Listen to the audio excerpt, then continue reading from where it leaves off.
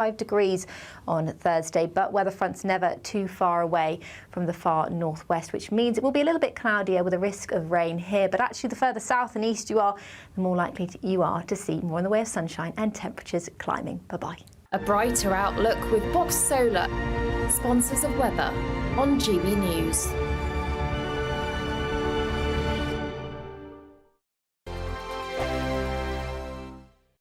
In the GB newsroom, we bring you the news as it happens. With our team of dedicated journalists across the UK, GB News brings you accurate reporting of the day's topical agenda. When the news breaks, wherever and whenever it's happening, We'll be there. This is GB News. the People's Channel. Britain's news channel. I'm Michael Portillo. This is GB News, the People's Channel, Britain's news channel.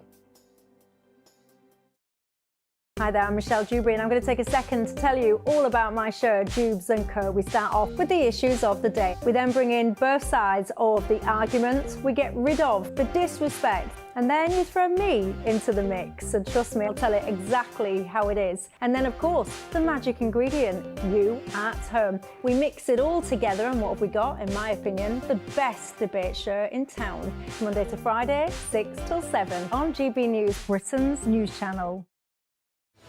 I'm Patrick Christie's. Every weeknight from 9, I bring you 2 hours of unmissable, explosive debate and headline-grabbing interviews. What impact has that had? We got death threats and the bomb threat and so on. As time passes, she could have said Storm. You made my argument for me. My guest and I tackle the issues that really matter with a sharp take on every story. It went everywhere. something practical could be done. Or I can become something different. Patrick Christie's tonight from 9 p.m. only on GB News, Britain's news channel.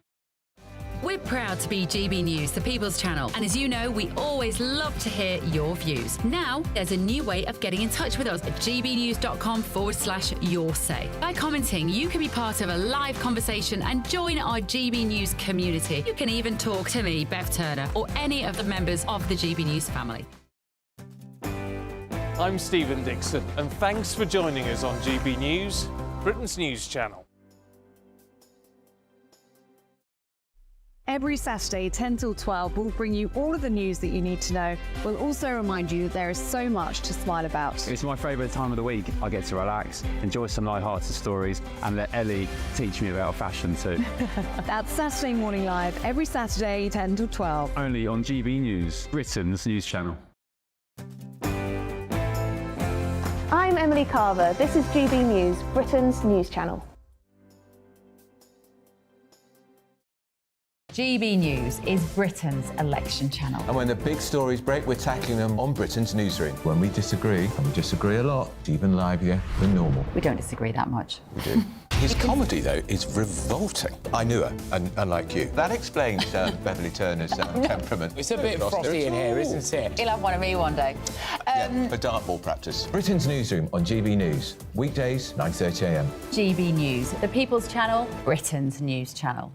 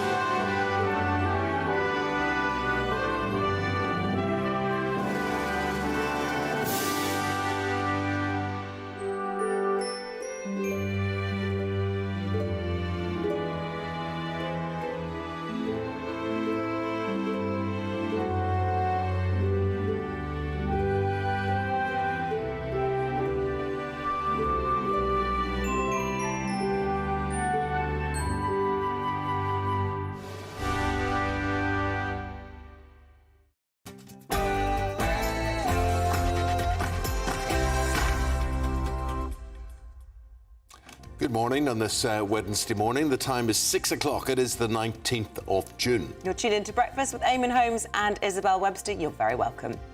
Leading the news today, Sir Keir Starmer branded a tax threat by the Tories as his definition of working people prompts claims he's targeting savers. Boris Johnson sticks to his holiday plans as he shuns the campaign over fears of a Tory decimation in red wall seats. With the recent outbreak of E. coli making 200 people sick, has the cause of the outbreak been found? And it's English Wine Week. We'll be joined by a master of wine to look at the best available on the market. Well, it's never too early to start, is it? Out of the Euros, as Cristiano Ronaldo makes his 208th game for Portugal, they squeezed past the Czech Republic with a goal from a player who was just 18 months old when Ronaldo made his debut. Turkey beat Georgia 3-1 in a great game yesterday afternoon. And after their horror show against Germany on Friday, Scotland are back in action tonight in a must-win game against Switzerland. It's finally feeling a bit more like summer, but how high will the temperatures get and how long will it last? I'll have all the details in the forecast coming up soon.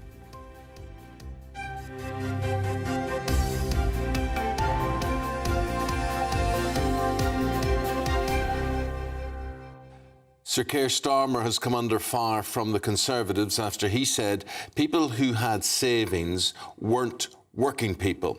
The Tories jumping on that to accuse him of being a tax threat. Well, this comes as it's been revealed that the former Prime Minister Boris Johnson won't campaign on the ground, instead sticking to his summer holiday plans.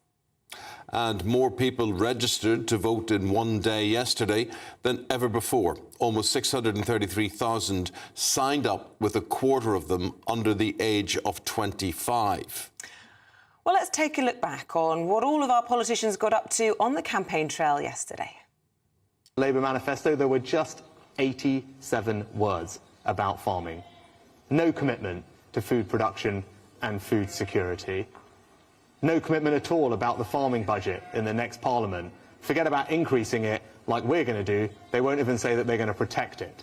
Right? Like, that is the choice for you at this election, which is why there's nowhere near enough sewage monitors. We call them sewage busters. We want to provide £10 million in our cost of manifesto, so our new regulator, the Clean Water Authority, has the resources, because we do need a tough regulator, as we're proposing, with powers coming from other regulators, so we have a much stronger regulator, but they need the resources to do the job. Under this Tory government, they've lost control of the borders, and we will set up a border security command, a new elite command with new powers and resources to smash the gangs that are running the vile trade in the first place, because, as you rightly say, a record number have crossed the channel this year already. Well, very interesting. Spike Deputy Editor Fraser Myers joins us now. Starmer, so basically, he's at a supermarket today, and he'll be talking about family finances and that sort of thing. But yet, big threat towards family savings. Well, ever since this campaign began, people have been trying to pin down slippery Starmer on what potential tax rises might be coming down the track. We all know that taxes are very likely to rise in the next Parliament if Labour are to fulfil their spending pledges. Same goes for the Tories, by the way, or anyone who gets into government. This is not just a Labour issue. And Starmer's used this kind of weasel wording. Maybe it sounds like it's come from a focus group. He says that there are no plans to raise taxes on working people. But what is a working person? You know, that to Well, he me, was asked to define it specifically, wasn't he? And in his definition, he said it's someone who relies on public services, so therefore doesn't use private health or private schools, and does not have savings. And according to the Resolution Foundation, 2 in 3 people have savings of more than £1,000, and 1 in 8 use private healthcare. So he's talking to a very small proportion of working people. Exactly, and, you know, most people would think a working person is everyone that works, but actually, no, it's a lot wider. So the Tories have obviously seized on this and are going hard with it, saying that, you know, potentially Starmer's going to tax your savings, or, you know, raid your savings. I mean, there are many tax rises that Labour hasn't fully ruled out. They've again used this sort of weasel word. We have no plans to raise council tax, no plans to raise fuel duty, or no plans to raise capital gains tax. That comes into play, capital gains tax. That might sound like it's just for business people, but if you have, you know, a second home or something like that, that could potentially come into Or is that play. landlords as well? Or landlords, yeah.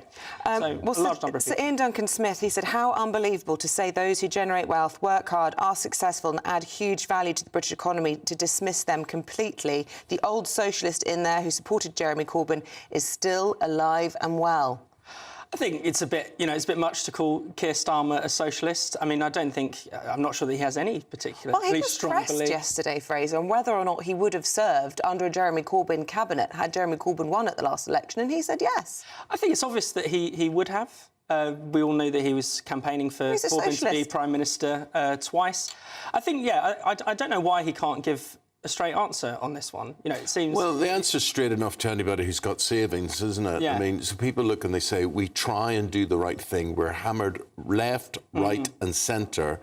And then if Labour get into power, they're going to stick their hand in our wallets. That's what's going to happen. That is always the fear. But I guess, if you look at all the parties, what are they proposing?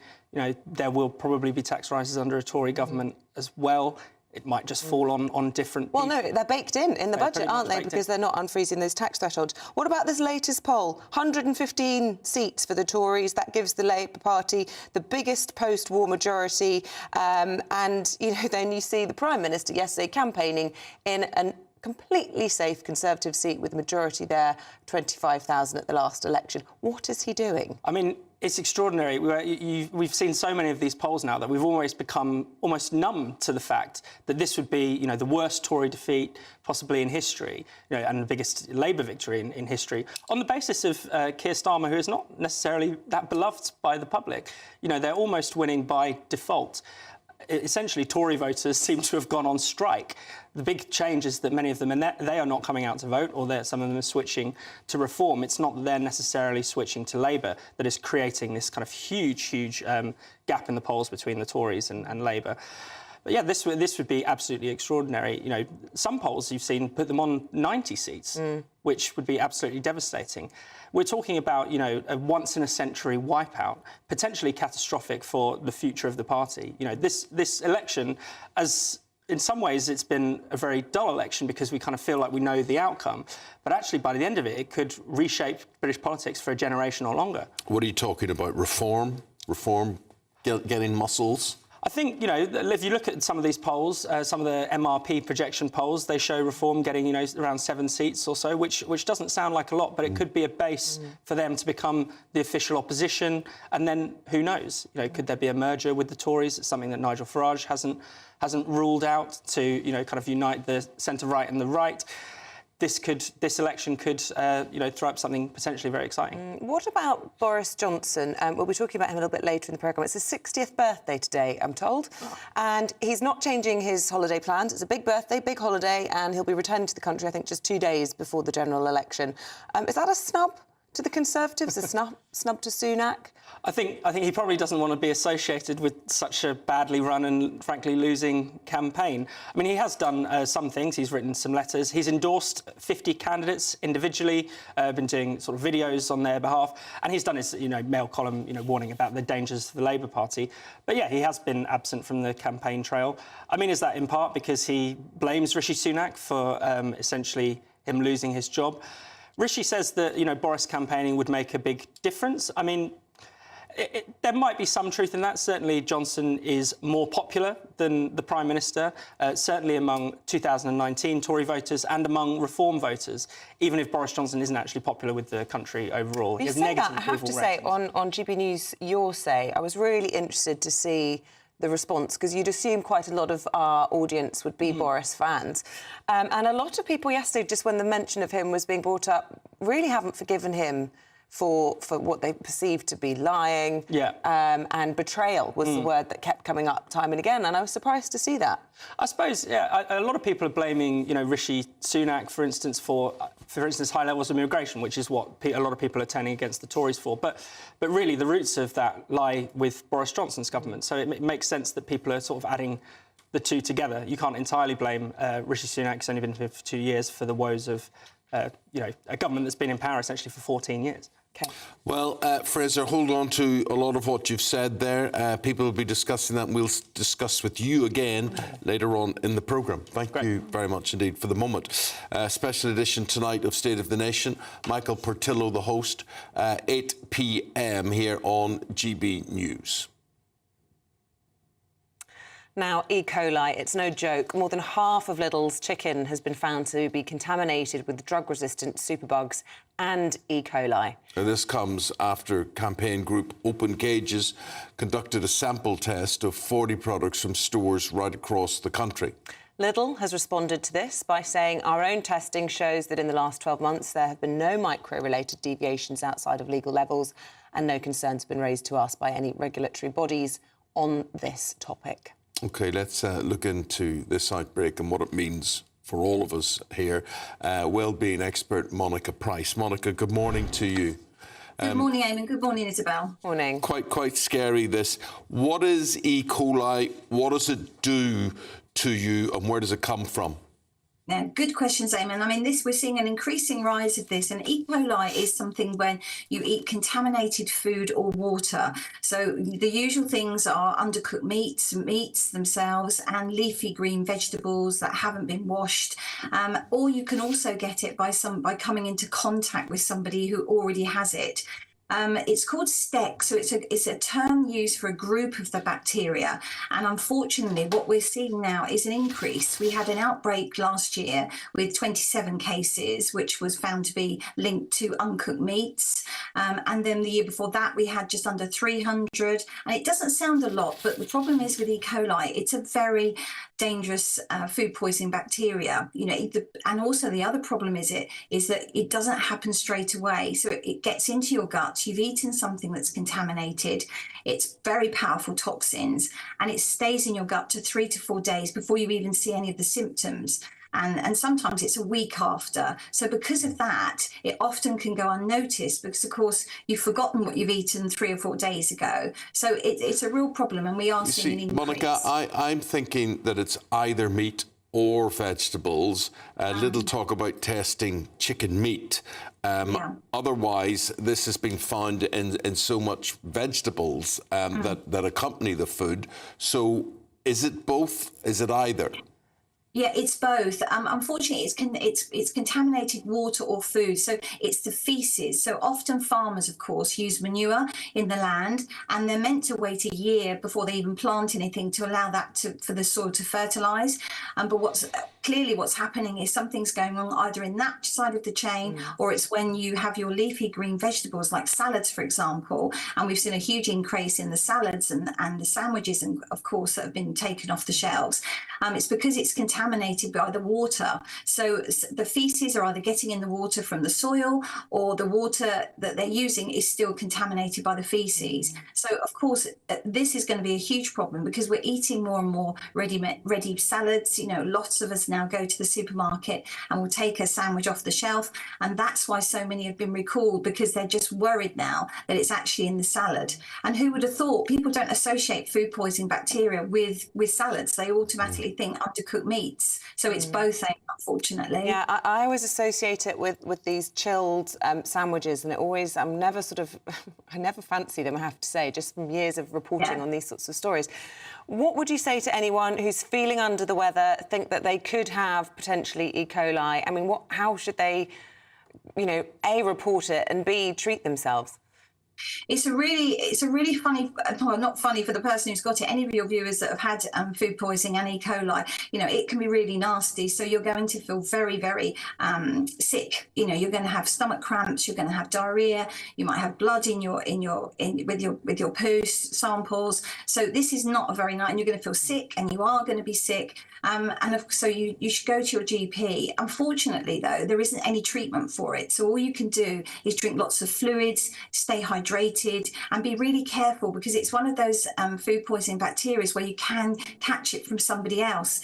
So if you're caring for somebody with it, make sure you wash your hands thoroughly all the time. Make sure that you clean the surfaces where you've been working, because you can pick it up from that as well. Which is why I think it's spreading so quickly, and why everyone's quite worried about it. Yeah. Okay. What about food sales here in general? Because people are not going to be buying sandwiches at the rate that they used to if they think this is floating about. Yeah, you know, the problem is I'm like you, Isabel. You know, I'm very wary of anything on a shelf in a sandwich. I don't like it because you're relying on somebody to prepare it for you. You're relying on the temperature as well. The temperature that it's kept at can also contribute to this bacteria. So, you know, you just be really careful if you're going for a sandwich and that's your regular thing to do when you go to work or whatever. Then make sure that the refrigerator that you're getting it from is very cold. You know, when we walk down these aisles in the supermarkets, they're very, very cold, and they have to be because the bacteria breeds. It loves a warm environment. So often, you know, people just leave these sandwiches kind of on the edge of these refrigeration, and it's an open fridge. Don't forget these coolings, they're just like an open fridge. So that's why they have to be kept so cold. And if they're not cold, that's when the bacteria can start spreading. Gosh, bad situation, Monica. But this sort of thing, how long would it take to bring under control, do you think? I think that if what's happening at the moment is everybody's panicking, Eamonn, everybody's thinking, oh my gosh, that's just recall, because the problem is if something happens and we have a very huge outbreak, so you know, at the moment we're seeing hundreds of cases, that is a big outbreak. The health service will be looking at that, you know, and the Food Standards Agency will be looking at that as well. And I think that what we've got to do is really start looking at how we're producing these things. The problem is in the UK we have very tight regulations on how we farm and how we produce our food, but so much of our food, so much of our salads, for example, are coming from other countries that don't have these strict regulations. So it goes right from the farm to fork, really. It's looking at what the situation is abroad, what regulations they're using when we import these salads and import these leafy greens, because this at the moment seems to be causing the most problems rather than the meat. Interesting. OK, thank you very much. Appreciate your advice there. Monica Price is a health and wellbeing expert with some very good advice. Thanks, Monica. Particularly bad if you are young or immunocompromised. I actually was on holiday in Corsica and my ex-boyfriend got E. coli 0157. He was seriously ill, had an ambulance, spent the whole week in hospital. I've seen it firsthand. It is not nice, and he was seriously ill. So do follow all of that advice this morning. Right, let's bring you up to date with what else is happening news-wise today with the time at 6:17. The Russian President Vladimir Putin has arrived in North Korea for his first visit in 24 years. It's being reported that Putin and the leader Kim Jong-un have begun official talks that could see military ties between the two nations being strengthened. The SNP is set to launch its election manifesto today. John Swinney, the leader, is expected to pledge major new investment in the NHS, calling for £10 billion extra a year and putting an end to what he terms as Westminster cuts. It was another record day for migrants crossing the English Channel in small boats yesterday. GB News can reveal at least 750 arrived in UK waters, surpassing the previous one-day record of 711 on the 1st of May. It means more than 41,000 have made their way across the short waterway since Rishi Sunak promised to end the crisis in January last year. And pop star and actor Justin Timberlake has been arrested and held in the Hamptons, New York, for driving while intoxicated. Police say they picked him up after he failed to maintain his lane on the road and pause at a stop sign.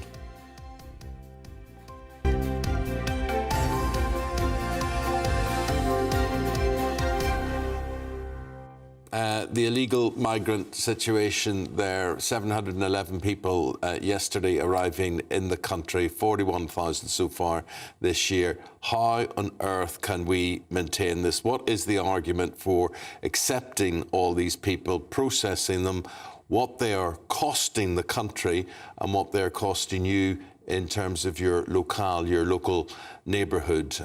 What are they taking away from people who are living there? Your fears? Send them to us this morning. Let us know. gbnews.com/have your say. Now, for the first time in 40 years, industrial action's being taken by steelwork staff at Tata Steel, starting with an overtime ban. Now, this comes as the company plans changes that will see 2,800 job losses. Our national reporter, Theo Chikumba, has sent this from South Wales. Since the 1960s, when you think of Port Talbot, you think of steel. But that could be coming to an end as the owner's Indian company Tata plan to close 2 furnaces that will see thousands lose their jobs. Jason, an electrical engineer, has worked here for 25 years. Since leaving school, I've been in the steel industry. So I've built my family around the steel industry. I've been part of the very loyal, committed workforce. So yeah, basically everything I've got is all part of what I've achieved through the steel industry. I said, we're fighting for that future, we're fighting for that existence, for that to carry on. Tata Steel say the reason for the closure is that they have been losing over £1 million a day. Meanwhile, the government say without their support package, many thousands more would have lost their jobs here in Port Talbot and the wider supply chain. And that's why thousands of steel workers like Ian say they won't give up without putting up a fight, especially with the general election around the corner. Because up until, Rishi Sunak announced the general election, we were looking at 500 million from the government, and what do we do? But that hasn't been signed, so the new Labour government hopefully coming in, they've been quite forceful in saying they will not support 500 million for 2,800 job losses. They want a better transition that saves jobs and grows the industry. So I think we're at a pivotal point of what we can do here. The steel industry contributes £2.4 billion into the UK economy every year. One of a number of reasons why United Unions say the deal they've been offered is disastrous for their members. There are workers here who've been here for decades. We've got all of that experience here, and to lose this site and to lose that work is an absolute disaster for Britain. And I think during the general election, this is absolutely a key issue. Supporting British industry, ensuring that we're competitive, that we're productive, that there are good, well-paid jobs for British people is really important. While the future is uncertain for thousands who have kept the fires burning in Port Talbot, Tata Steel's ambitions for a greener future come at a cost for those who call this place home. Theo Comber, GB News. Well, if that affects you, let us know this morning. Get in touch, GB News, or gbnews.com/you're safe. In the meantime, let's take a look at the forecast. Here's Aidan McGibbon.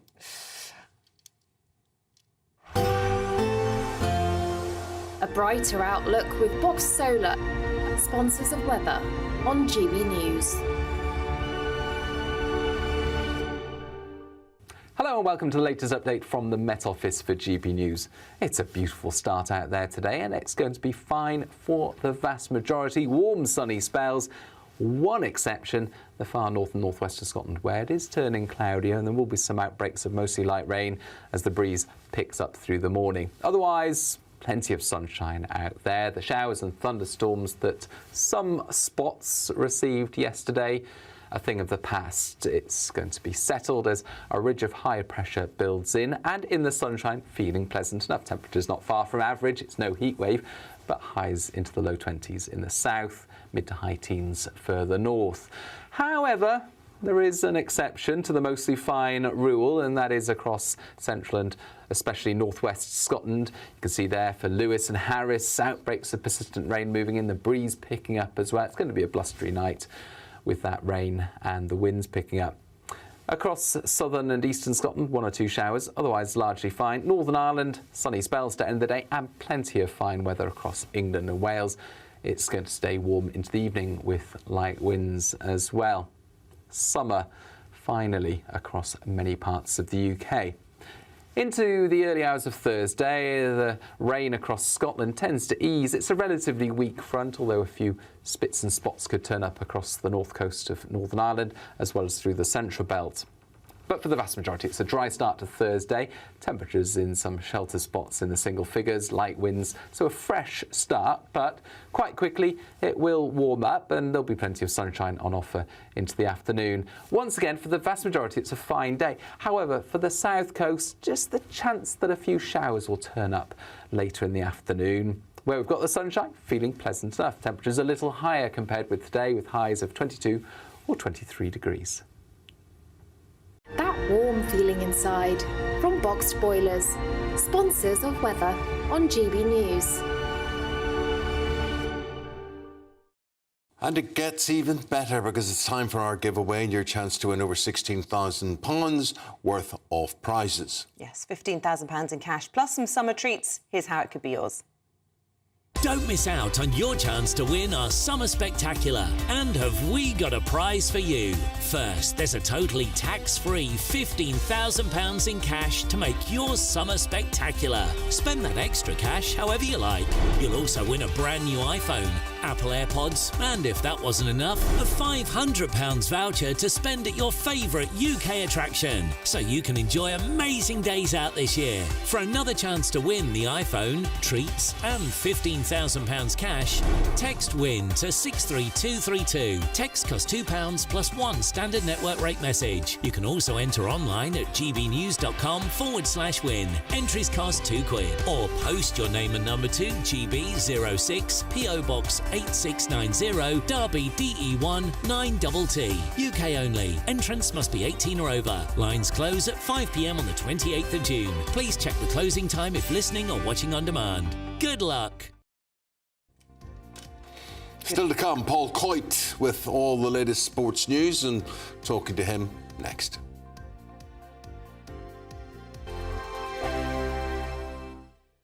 If you want your news to be straight talking, This is a nightmare for the Conservatives again. down to earth, It's not just Nottingham where this is happening, is it? and most importantly, honest, Hard-working, middle-class taxpayers, they'll get their book thrown at them. then catch me, Martin Daubney, Monday to Friday, 3 till 6 p.m. on GB News, Britain's news channel. Join me, Nana Akwe, for an informative, interactive news programme with a difference. It's fun. It's true. You're not wrong. No one will be cancelled. Lovely. Join me from 3 p.m. every weekend, only on GB News, Britain's news channel. Every Saturday, 10 till 12, we'll bring you all of the news that you need to know. We'll also remind you that there is so much to smile about. It's my favourite time of the week. I get to relax, enjoy some light-hearted stories, and let Ellie teach me about fashion too. That's Saturday Morning Live, every Saturday, 10 till 12. Only on GB News, Britain's news channel. GB News is Britain's election channel. And when the big stories break, we're tackling them on Britain's newsroom. When we disagree, and we disagree a lot, it's even livelier than normal. We don't disagree that much. We do. His comedy, though, is revolting. I knew her, unlike you. That explains Beverly Turner's temperament. It's a bit frothy in here, isn't it? You'll have one of me one day. For dartball practice. Britain's newsroom on GB News. Weekdays, 9:30 a.m. GB News, the People's Channel, Britain's news channel. I'm Patrick Christie's. Every weeknight from 9, I bring you 2 hours of unmissable, explosive debate and headline-grabbing interviews. What impact has that had? We got death threats and the bomb threat and so on. As time passes, She could have said Storm. You made my argument for me. My guests and I tackle the issues that really matter, with a sharp take on every story. Went everywhere. something practical could be done. Or I can become something different. Patrick Christie's tonight from 9 p.m. only on GB News, Britain's news channel. Hi there, I'm Michelle Dewberry, and I'm going to take a second to tell you all about my show, Jubes & Co. We start off with the issues of the day. We then bring in both sides of the argument. We get rid of the disrespect. And then you throw me into the mix. And trust me, I'll tell it exactly how it is. And then, of course, the magic ingredient, you at home. We mix it all together, and what have we got? In my opinion, the best debate show in town. Monday to Friday, 6 till 7 on GB News, Britain's news channel. It's midday. Good afternoon, Britain. Your lunchtime update on the stories that matter across the UK. From breaking news and insightful analysis, inspiring stories and lively debates. Are you comparing yourself to a former Prime Minister? Which is it? Stay informed, stay updated, stay entertained. I just don't know how anyone would not want to be there. Every weekday from midday. We are Good Afternoon Britain, only on GB News. Britain's news channel.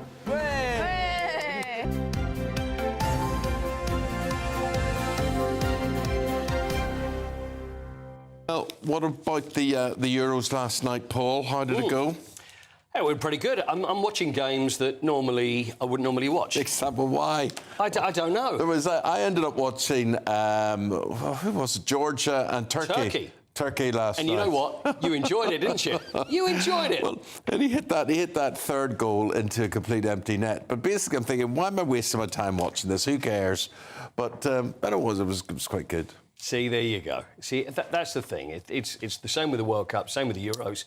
Normally, you would never even think of watching if, Turkey versus Georgia is on TV, you're going to watch it. Yeah. But because it's the Euros, you find yourself watching it. And it was a great game. It was a real ding-dong. The rain was pouring down, and it was in Dortmund, and I just really enjoyed it. 2 great goals. The other game, because there was only 2 games yesterday, and that was Portugal versus the Czech Republic. Where do we stay? Is it Czechia or Czech Republic? Can we use either? Isabel, is that allowed? Because now it seems to be Czechia. I mean, I had enough trouble with Holland and the Netherlands, and now and Turkey is now Turkey. You've got to say it that way instead of Turkey. But anyway, Portugal. Take ownership of it, Paul. You know what? I'm going to own it. Just do that. I'm going to make up a brand new name. Turkey, I'll call it. Anyway, Portugal were 1-0 down against the Czech Republic. Got out of jail.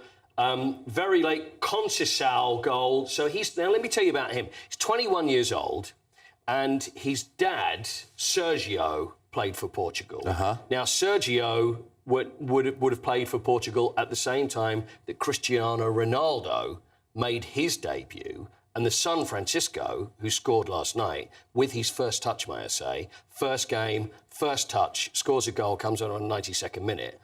He was 18 months old when Cristiano Ronaldo made his debut for Portugal.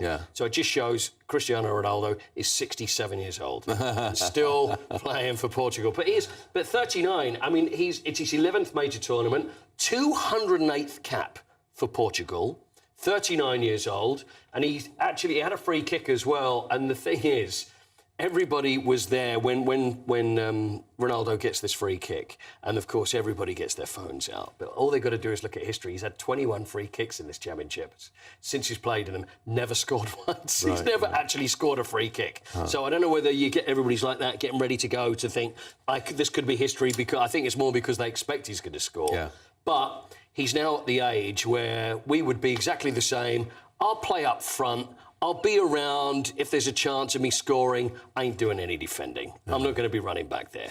And all that recording goals and things, I mean, I've been guilty of it in the past.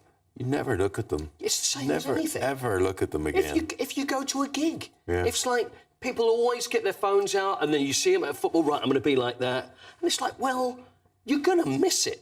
Because you're too busy looking on that. Why don't you just sit and enjoy watching it for what it is? Because the replay's going to be everywhere. No, I've got to have it on my own phone. Nobody ever watches it. Anyway, today, there's 3 games today. Croatia, who were beaten by Spain 3-0. So they play against Albania, who were beaten by Italy. Germany play today. So they'll be playing Hungary. But the big game, well, as far as these shores are concerned, Scotland against Switzerland. Basically, this is a must-win game for Scotland. Absolutely is. They've never managed to get out of a group stage of any major championship. It's never happened before. Germany, I mean, let's face it, we were getting a bit carried away. Oh, maybe they might get something in Germany. They're playing in Germany, the first game of the Euros. They get thrashed. It's not a surprise. Of course, we can look at Scotland and go, oh, yeah, well, they should have kept the ball more. They should have done this. They're playing against a very good German side. So it's kind of like a free hit. So let that one go. And now Switzerland. So a little bit later, in an hour, we're going to... we've got 2 players. We've got Ramon Vega, who played for Celtic and also was Swiss captain. So he's going to be with us in about an hour's time. And then we've got Alex McLeish. So Alex McLeish, 3rd most capped Scotland player ever, former manager. He's going to be with us as well just after 8 o'clock. So we're pretty excited about that. So, he'll be with us. So you never know, Scotland may get something from this one. Well, they may well do. What's Andy Murray getting from the Queen's tournament? He's won a game. It's his 1,000th competitive game, and he won against Alexei Popyrin of Australia, 6-3, 3-6, 6-3. But it seems to be he can get past these players who are a little less known when he starts playing people that are above him, which is over, he's over 100th now in the rankings. How far he's going to go, we don't know. He's got six titles at Queen's Club. So is it going to be another one? I used to host the Queen's tennis. Did you? 3 years in a row, yeah. Oh, did you really? Yeah. So where then they got rid of me for Sue Barker. Yeah, you know what? I love you. I'd do the same. I would. I'd replace you with Sue Barker. I wouldn't replace Sue Barker. But the thing is, you were more the Harry Carpenter, though, weren't you? Doing the tennis. More the Des lineup. Yeah, of course. Yes. But Harry always used to do the tennis. Harry, class act. Now, one more thing for you, and this is predictions. Now, I always hate it over the years. Do you remember there was Paul the Octopus? They always have some animal that will predict, but this one is really good. Which is a what animal? It's Walter the orangutan. Right. Walter is in Dortmund Zoo. We have Walter on the show on Friday. There's Walter. Now, the way they do this with Walter... What's he got on his head? It's actually a scarf. I think he's actually stolen the scarf. Well, the whole idea there is what... Where is he? There he is. Actually, that's not the scarf. What is it now? Look, there's a German... See, he's grabbing... There's 2 bags of food, one hungry, one German, and he is hungry anyway. But there we are. He's going for the bag of fruit with the German flag, which means that Germany are apparently going to beat Hungary tonight. But the thing is, you don't have to be an orangutan to be able to tell you that. I love this element. This is the bit of the Euros that I get. Well, I'm doing this for you, Isabel. This is it. Look, there we are. What is he wearing? What is he wearing there? He's got a scarf on. I don't know. But you know, they share something like 97% of our DNA, human DNA. They're the closest aligned species on Earth, aside... Really? Yeah, they're I think our I'm the closest 3% animal. that's nothing like him, to be honest with They're you. so intelligent. Watching them use their fingers there, the dexterity to untie those bags. But more importantly, can he actually predict a football game? Probably That's not. the most important. It's all very well untying bags. So then they put the 2 things together. Apparently he predicted Turkey yesterday. Oh, really? I'm sorry, I don't want to be funny about this, but it looked like the bag of fruit was the closest one to him. It's a setup. And every time he's going to be going for the Germany one. OK. But apparently he took the Hungary scarf off and then ran off with that. So they're saying that, it's ridiculous. I'm embarrassed to even bring it to you. I'm glad you did. We need a Scotland-Switzerland prediction from him. Thanks very much, my friend. Thank you. Thank you. We've got the newspapers coming your way next. We've got Rennie Hunderkamp with that and Norman Baker. And we'd just like your company.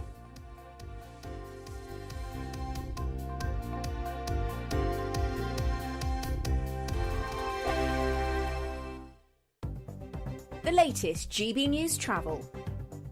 Good morning, I'm Russell Holding. In North Ayrshire, the A78 is closed in both directions off the A737 at Irvine after an accident. On the A1 in Tyne and Wear, there's a lane closed where someone's broken down on the northbound exit at junction 73.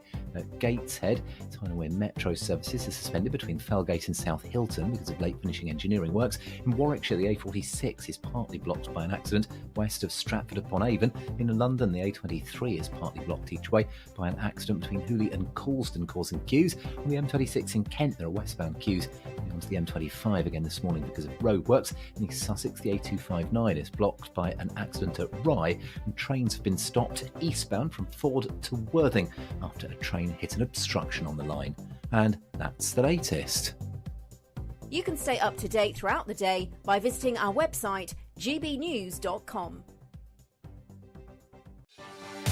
Martin Daubney, weekdays from 3 p.m. Campaigners from Animal Rising put a picture of the animated character Wallace from Wallace and Gromit over the King's face. They added a speech bubble with the words, "No cheese, Gromit. Look at all this cruelty on RSPCA farms." What can you say about that? These one-issue zealots, they demean themselves and they dishonour the cause for which they say they're fighting. The only good thing about this childish episode is that the brilliant portrait of the Red King by Jonathan Yeo was not damaged in any way. They're lame brains. If they have a case to make, let them make it in a sensible, civilised way, and we might listen. But, Michael, eyebrows will be raised, questions will be asked about the lack of security. Not a security guard in sight, not even a velvet rope. Michael Cole, this looks embarrassing for the gallery. It's nasty, and these things, I think, are counterproductive because anybody who might be willing or open to persuasion on this will be put off by it because it's vandalism. Let's call it what it is. It's utter vandalism. It's unnecessary. We live in a democracy. If you have a case to make it in a civilized way, not in a way which alarms and threatens other people and also damages property. It's really another example of what we saw with Nigel Farage today. Somebody's going to get injured. I was with Mrs. Thatcher on the road for 5 years. Her 2 detectives, they were brilliant guys. They were great at catching eggs, you know, that you could have made an omelette by the end of the day in the battle bus because of the number of eggs they caught. The People's Channel.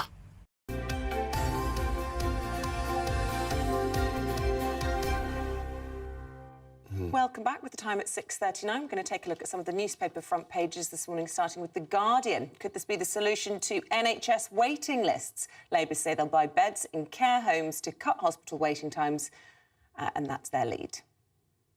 Telegraph blasts Britain's cancer care, saying it's 20 years behind European counterparts. Is Labour's promise not to raise taxes for working people too good to be true? According to the Daily Mail, Starmer's planning secret tax rises. The Times also reports on Labour's tax plans, calling them a threat to savers with chequebooks. And The Mirror is scoffing at the Conservative Party, saying they're adrift from reality and calling the Chancellor, Jeremy Hunt, deluded. Joining us now going through those stories and much more, medical writer and GP Reddy Honderkamp and former Liberal Democrat Minister and Home Office Minister Norman Baker. Very good to see you both. Norman, what we're determining, or what he's classifying, Starmer's classifying as a working person, I think this is threatening to people. I think people get very touchy about this because most people see themselves as workers. Well, I mean, Labour's been very keen to be as vague as possible in the run-up to the election because it doesn't want to be tied down to anything. And the interview on LBC yesterday, actually, did tie him down to this definition of a working family.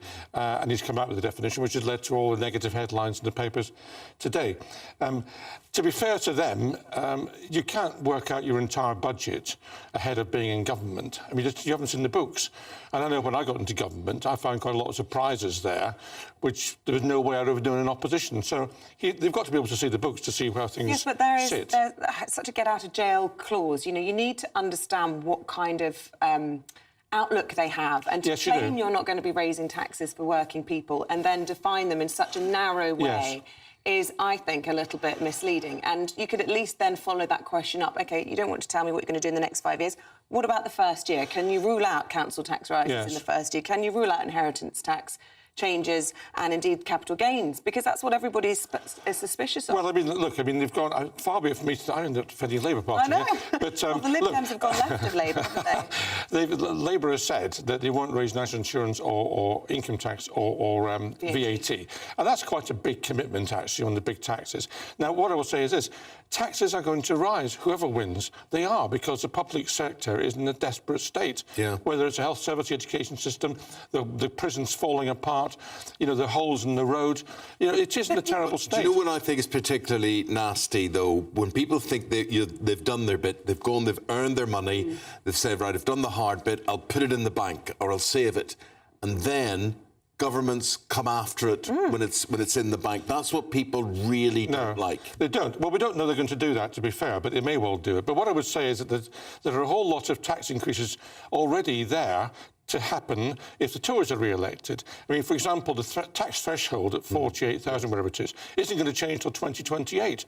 So there's more and more tax being paid under the Tories. It's just going to happen. But you must remember that a lot of people with their council tax, Norman, are already paying the equivalent of a mortgage every month. Yes, they're going to pay more. And they're going to pay much, much more. And that's just tax by stealth. It is. For nothing. And it's all very well saying that public services are awful. They are awful. But actually, maybe the more sensible conversation to have with people will be, look, this is the money we have. These are the services that we're offering. We need to slim this down. We need to slim down the civil service. We need to slim down. Totally agree with you. I think we should go to people and we should have a referendum saying which one of these services will we get rid of, or, you know, we can't afford all 5 of these. One has to go. What's it going to be? You can't keep adding to it and adding to it and taxing people. Eventually, people are going to leave. I will leave eventually if they carry on. It's just too much. I have never heard so much discussion about people wanting to leave the country. The only question is where to go to, because I think a lot of the world is facing... Costa Rica.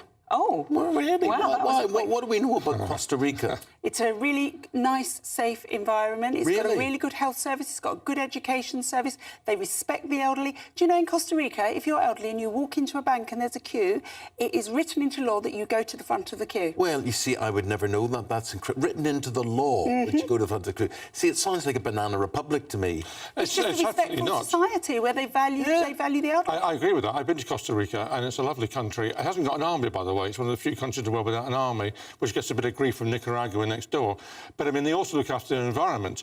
They're actually putting down forests and looking after the environment in a really good way. It's a very civilised country. Never knew this at all. This is incredible. Right, well, let's go. Can we have a What's the taxing like? Taxation. Can we have a GB News Works outing, the four of us? Yeah, do a recce. And do they take people? They do. They do? They do. Was there any criteria? Have you got to bring money with you? No. Gosh. No, and if your children speak Spanish, they can even go into the state education system, which is very good. Gosh. By the way, my child does not speak Spanish.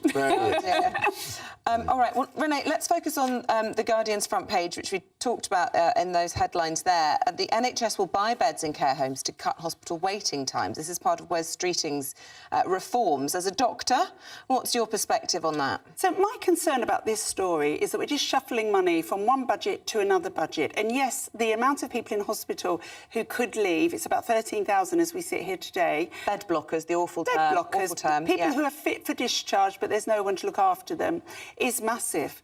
But there are 152,000 vacancies of care home staff as we sit here today as well. So it's all very well having a bed, but if you haven't got the people in the care homes to look after those people, it's meaningless. So whilst it might work in small pockets, I think it's worked in Leeds, for example, in Low things, we need to look at the whole thing.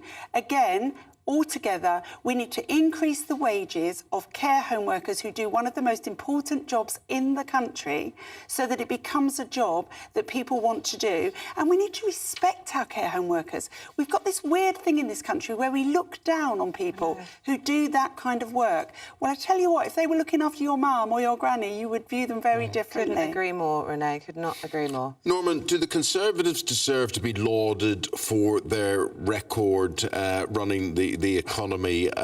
So they've been accused of being adrift from reality after the Chancellor complained that they don't get credit for their superb record. Well, I have to say I was gobsmacked when I read that. Never has my gob been more smacked, I think Ken Dodd might have said, reading that particular story. I mean, look, the last 14 years, the last 9 years in particular, I might say, have not been successful. You look at the state of the NHS, you look at the fact that we've got the highest tax levels since the Second World War, you look at the crumbling schools, you look anywhere, really, you look at Downing Street parties, I mean, they are at the end of the road time for the Tories. Yes, but is Jeremy Hunt, to be fair and to be balanced, is he not actually saying his record? So since he stepped in the wake of Liz Truss and Partygate and all of that, we've seen inflation come down. We're expecting it to hit 2%, the Bank of England's target today. It was way up at record highs when they took over Sunak and Hunt. And also, we've seen a return of growth. Well, we haven't seen very much growth, and inflation's coming down internationally anyway, so I don't think the government can claim credit for that. We are. But, I mean, it is... Jeremy Hunt is not actually talking about himself. He may have more of a case if he talked about himself. He's talking about the Tory party since 2010.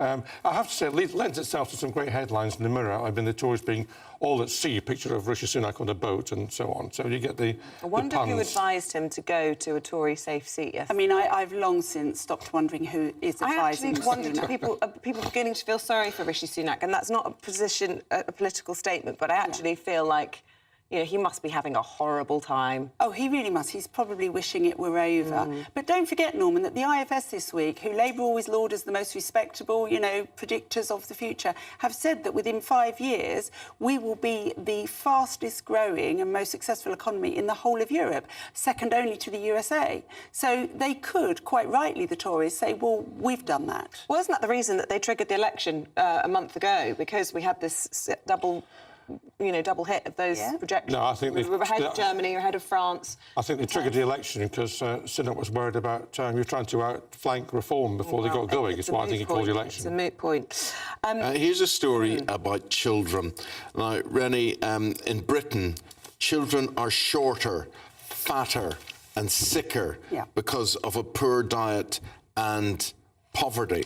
Now, I actually think this is something that can be easily put right, and nobody in power, government, local authorities, whatever, do anything about the food lobby and the rubbish that we are fed. 100%. So this is, as you know, a subject really close to my heart. In fact, I didn't know this story was coming, and I put a tweet out last night with a picture of 10 little tubs of venison shepherd's pie. We'd had it for dinner.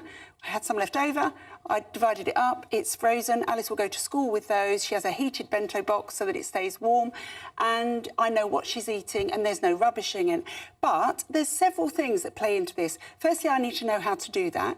I need to know where to buy the food, how to cook it. Now, people say you need time. Well, actually, it didn't take me long to make. I did it in a slow cooker, and, you know, I didn't watch TV. Exactly. OK, so that's the point I will make. But the thing is, we have to go back to basics. This is a 20-year plan, Eamonn, because this is not an easy fix. It really isn't. We could start clobbering the food companies, couldn't we? Because of the food companies. So firstly, we need to educate kids at school about nutrition, what goes into their bodies. We need to help parents, mums, dads, cook, know how to cook and how to plan and budget. But it's a long plan, which is why no one's interested. And because of the food lobby, who are constantly haranguing government, half of them sit on their non-exec boards, etc. It's too close. It's too close to government. But the problem we have is that ultra-processed food, which is almost anything you buy that is pre-made, that you're not making from scratch, is literally killing us.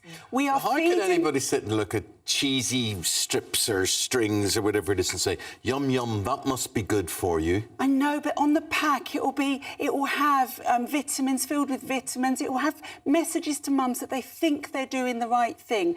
No, but I'm saying this should just be coming to government, and the food lobby should be go and take a running jump, basically, and say you're not allowed biscuits with that sugar content, you're not allowed cheesy strips, you're not allowed to sell these snacks and whatever. Do you think government could be legislating more? They could do a lot more, actually, and they could identify, I mean, I don't want to come back to tax again, but you could actually look at whether or not the rates which apply to unhealthy foods are the right rates. And I don't think they always are.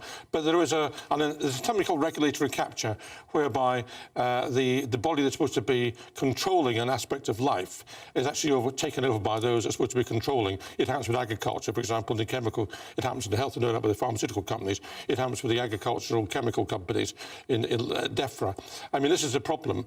There's a narrow line between civil servants on the one side, and ministers, by the way, ex-ministers, and then the industry that's supposed to be controlling on the other side. Yeah. They all get jobs afterwards and so on, and the whole thing becomes rather unhealthy. But have you seen a single party in this election campaign actually talking about children? No. And not really. Other than taxing education, which affects disproportionately children, rather than taxing and also, health or whatever else. We've driven women back into the workplace because of the way that society is. Yeah. So they are looking for the quickest, and I completely get it, the quickest and easiest way to actually feed their children and look after them. They're being given messages to tell them what they're doing is good. I mean, I looked the other day, a little pack of 100% yoghurt. It was a squeezy pack. Someone had given it to my daughter, and it looked really healthy. I thought, well, that can't be bad. So I turned it over to see what was in it. There were no chemicals in it as such. Well, there was no chemicals in it. So I thought, but how come the sell-by date is in a year's time? This cannot be good. And it's called ultra-boiling sterilisation. So it's been heated to within an inch of its life. There's nothing good left in it. There's nothing left in it. But everything on the pack says it's good. Yeah. But do people have no mirrors at home? Because I tell you, I used to be regarded as a heavy individual, as a big person. Believe me, I am model-like in comparison. When I go to a football match, I go to a concert or whatever, and I look around me and I think, no, Eamonn, you are gorgeous compared to most people out here. And you're not supposed to fat shame or anything else, but it's absolutely ridiculous, the size of people. Well, unfortunately, the body positivity movement has also been funded by Big Food because it suits them. Yeah. And we're trying to convince people that to be overweight is healthy. It isn't. All of the studies show that even if you're overweight and healthy today in terms of your blood markers, it's those people who in 10 years' time will have the diabetes and the metabolic disease. It is not healthy. We are killing ourselves and we are killing our children. Oh, I know that. But we need to help mums, not shame them. We need to help them not dads. do that. And dads, I'm And sorry, dads, you're yes. right. Yeah. And dads, not do that. Well, we haven't got time because we're almost out, but I want to talk about Gen Z admitting... So do I. ...eating on the lavatory, the front of the Daily Star. So to continue that food theme, we will do that in the next round of the papers. But for now, Dr Renee and Norman, thank you both very much for Eating on the lavatory? Yes. What do they eat on the lavatory? Goodness knows. Germs. We'll get into that a little bit later on. Anyway, Aidan McGivern, morning. A brighter outlook with Box Solar, sponsors of weather on GB News. Hello and welcome to the latest update from the Met Office for GB News. It's a beautiful start out there today and it's going to be fine for the vast majority. Warm, sunny spells. One exception, the far north and northwest of Scotland, where it is turning cloudier and there will be some outbreaks of mostly light rain as the breeze picks up through the morning. Otherwise, plenty of sunshine out there. The showers and thunderstorms that some spots received yesterday, a thing of the past. It's going to be settled as a ridge of higher pressure builds in, and in the sunshine, feeling pleasant enough. Temperatures not far from average. It's no heat wave, but highs into the low 20s in the south, mid to high teens further north. However, there is an exception to the mostly fine rule, and that is across central and especially northwest Scotland. You can see there for Lewis and Harris, outbreaks of persistent rain moving in, the breeze picking up as well. It's going to be a blustery night with that rain and the winds picking up. Across southern and eastern Scotland, 1 or 2 showers, otherwise largely fine. Northern Ireland, sunny spells to end the day and plenty of fine weather across England and Wales. It's going to stay warm into the evening with light winds as well. Summer, finally, across many parts of the UK. Into the early hours of Thursday, the rain across Scotland tends to ease. It's a relatively weak front, although a few spits and spots could turn up across the north coast of Northern Ireland, as well as through the central belt. But for the vast majority, it's a dry start to Thursday. Temperatures in some shelter spots in the single figures, light winds, so a fresh start, but quite quickly it will warm up and there'll be plenty of sunshine on offer into the afternoon. Once again, for the vast majority, it's a fine day. However, for the south coast, just the chance that a few showers will turn up later in the afternoon. Where we've got the sunshine, feeling pleasant enough. Temperatures a little higher compared with today, with highs of 22 or 23 degrees. That warm feeling inside from Boxed Boilers, sponsors of weather on GB News.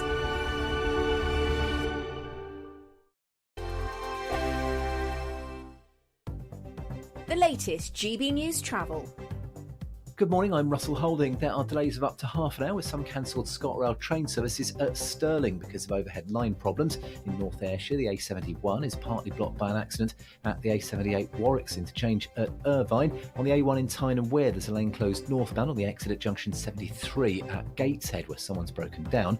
In London, the A23 is partly blocked each way by an accident between Hooley and Coulston, causing queues.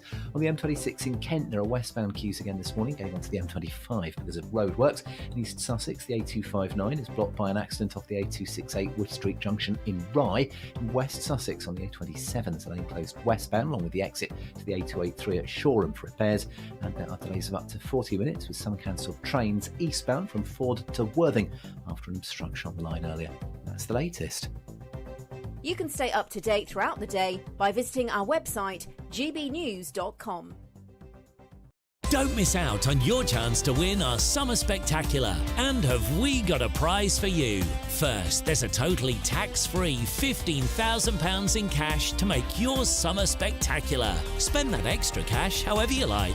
You'll also win a brand new iPhone, Apple AirPods, and if that wasn't enough, a £500 voucher to spend at your favourite UK attraction, so you can enjoy amazing days out this year. For another chance to win the iPhone, treats, and £15,000 cash, text prize to 63232. Text costs £2 plus one standard network rate message. You can also enter online at gbnews.com/win. Entries cost £2 or post your name and number to GB06 PO Box 8690 Derby DE1 9TT. UK only. Entrance must be 18 or over. Lines close at 5 p.m. on the 28th of June. Please check the closing time if listening or watching on demand. Good luck. In the GB newsroom, we bring you the news as it happens. With our team of dedicated journalists across the UK, GB News brings you accurate reporting of the day's topical agenda. When the news breaks, wherever and whenever it's happening, we'll be there. This is GB News, the People's Channel, Britain's news channel. If you want your news to be straight talking, this is a nightmare for the Conservatives again. Down to earth. It's not just Nottingham where this is happening, is it? And most importantly, honest. Hard-working, middle-class taxpayers, they'll get their book thrown at them. Then catch me, Martin Daubney, Monday to Friday, 3 till 6 p.m. on GB News, Britain's news channel. I'm Christopher Hope. From pop stars to politicians, I'll interview anybody in a pub who's got a political opinion. Join me every Friday on Spotify, Apple Podcasts, YouTube or gbnews.com, or wherever you get your podcasts. GB News, Britain's election channel.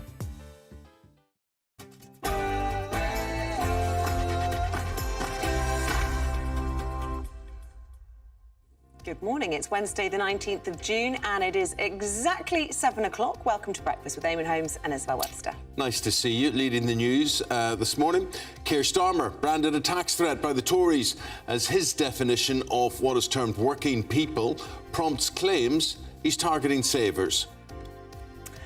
Boris Johnson sticking to his 60th birthday holiday plans as he shuns the campaign over fears of a Tory decimation in red wall seats. This hour we'll be debating whether it's time for a Boris comeback. And at any moment you will get the latest inflation figures, which will hit the Bank of England's 2% target or not. We'll tell you very shortly.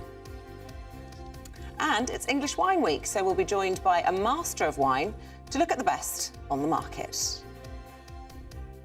And at the Euros, as Cristiano Ronaldo played his 208th game for Portugal last night, they squeezed past the Czech Republic with a goal from a player who was just 18 months old when Ronaldo made his debut. Turkey beat Georgia 3-1 in a great game, and after their horror show against Germany, Scotland are back in action tonight in a must-win game against Switzerland. The Swiss defender who played for Celtic and against Scotland in Euro 96, Ramon Vega, will join us shortly. It's finally feeling a bit more like summer, but how high will the temperatures get and how long will it last? I'll have all the details in the forecast coming up soon.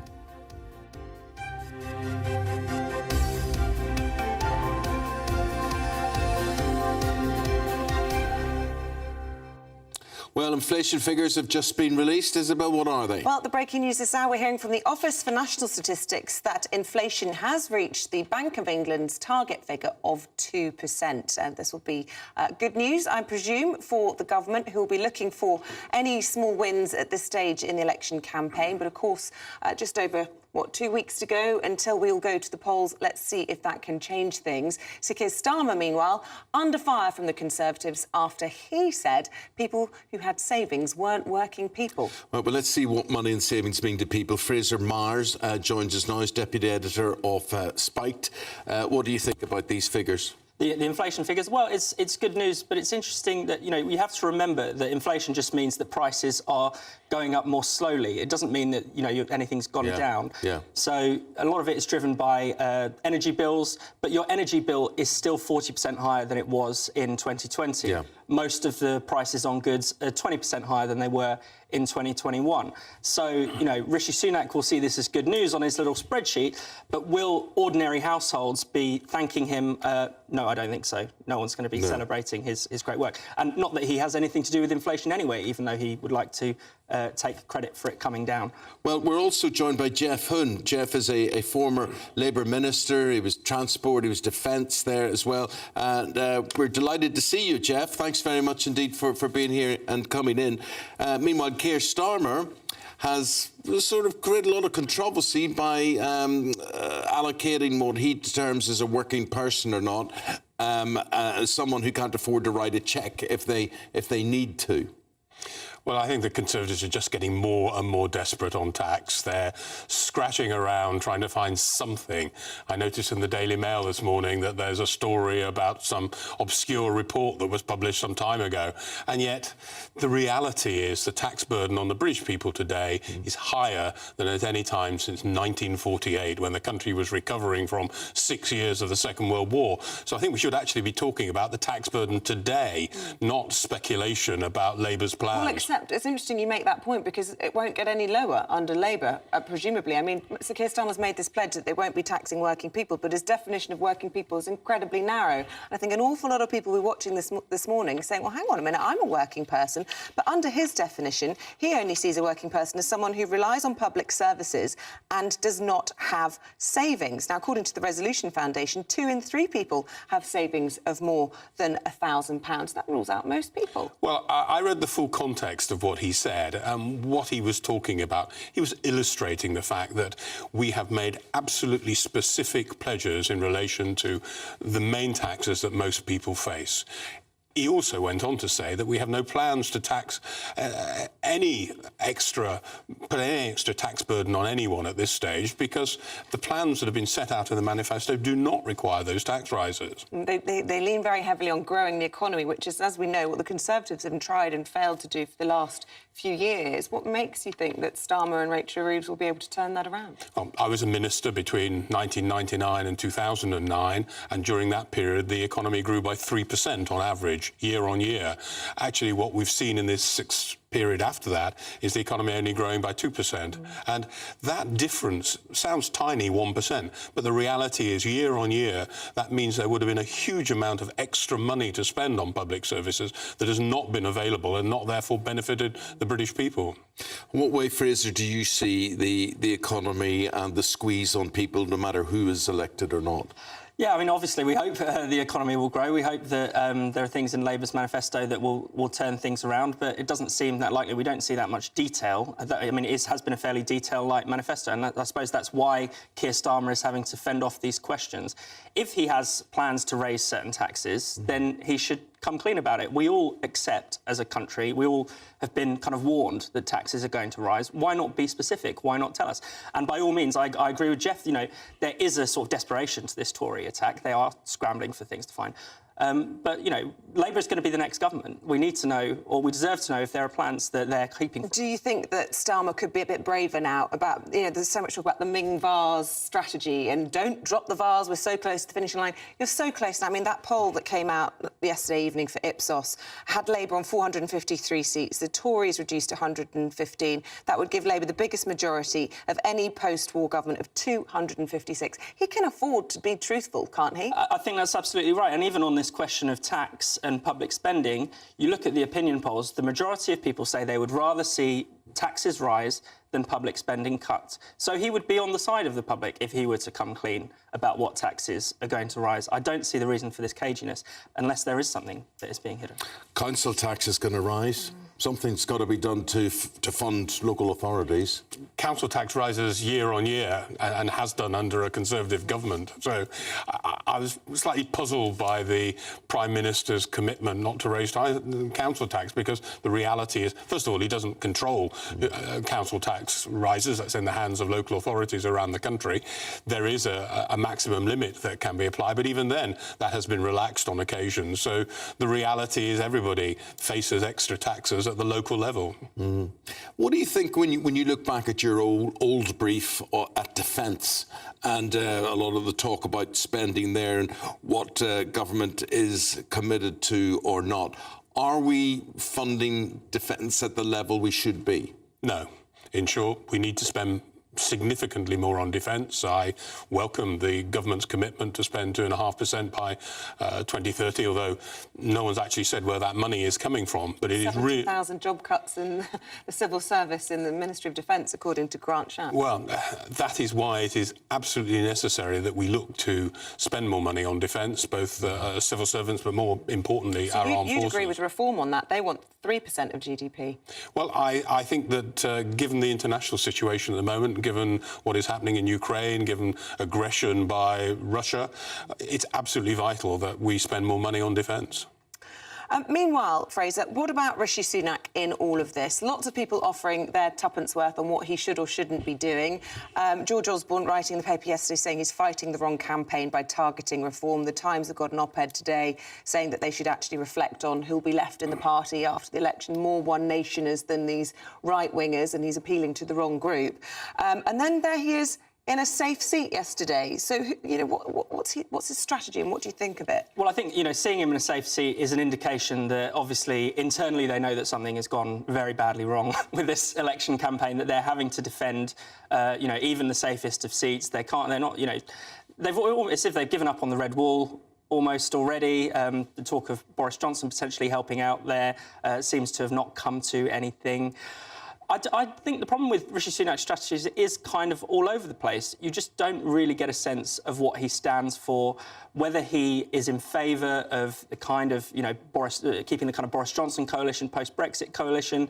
Is he more of a Cameroon-type Tory? He seems to give signals in all directions and has managed to alienate just about everyone in the process. He's alienated the One Nation Tories by appearing too right-wing, you know, pushing for Rwanda, suggesting we could potentially leave the ECHR. He's alienated the right by failing to tackle immigration and not leaving the ECHR. So, again, tried to be all things to all people and failing to please anyone. OK. Is he pleasing you? Let us know with your views today. gbnews.com/your say. Fraser, thank you very much indeed. And Jeff, we'll see you again. Come back and see us. Anything you want to put to Jeff, please feel free. And a little reminder, we have a special edition tonight of State of the Nation. Michael Portillo will be hosting that at 8 o'clock right here on GB News. Looking at some of the other news coming in this morning, and the Russian President Vladimir Putin has arrived in North Korea for his first visit in 24 years. It's been reported that he and Kim Jong-un have begun official talks that could see military ties between the two nations strengthened. The Scottish National Party are set to launch their election manifesto today. The leader, John Swinney, is expected to pledge major new investment in the NHS, calling for £10 billion in extra to put an end to what he calls Westminster cuts. Another record day for migrants who crossed the English Channel in small boats.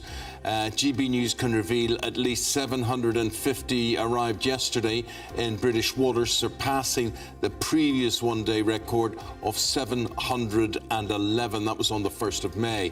It means that more than 41,000 migrants have now made the crossing since Rishi Sunak said he would end the crisis in January last year. And the American pop star and actor Justin Timberlake was arrested and held overnight in the Hamptons in New York for driving whilst intoxicated. Police say they picked him up after he failed to maintain his lane of travel and he failed to stop at a stop sign.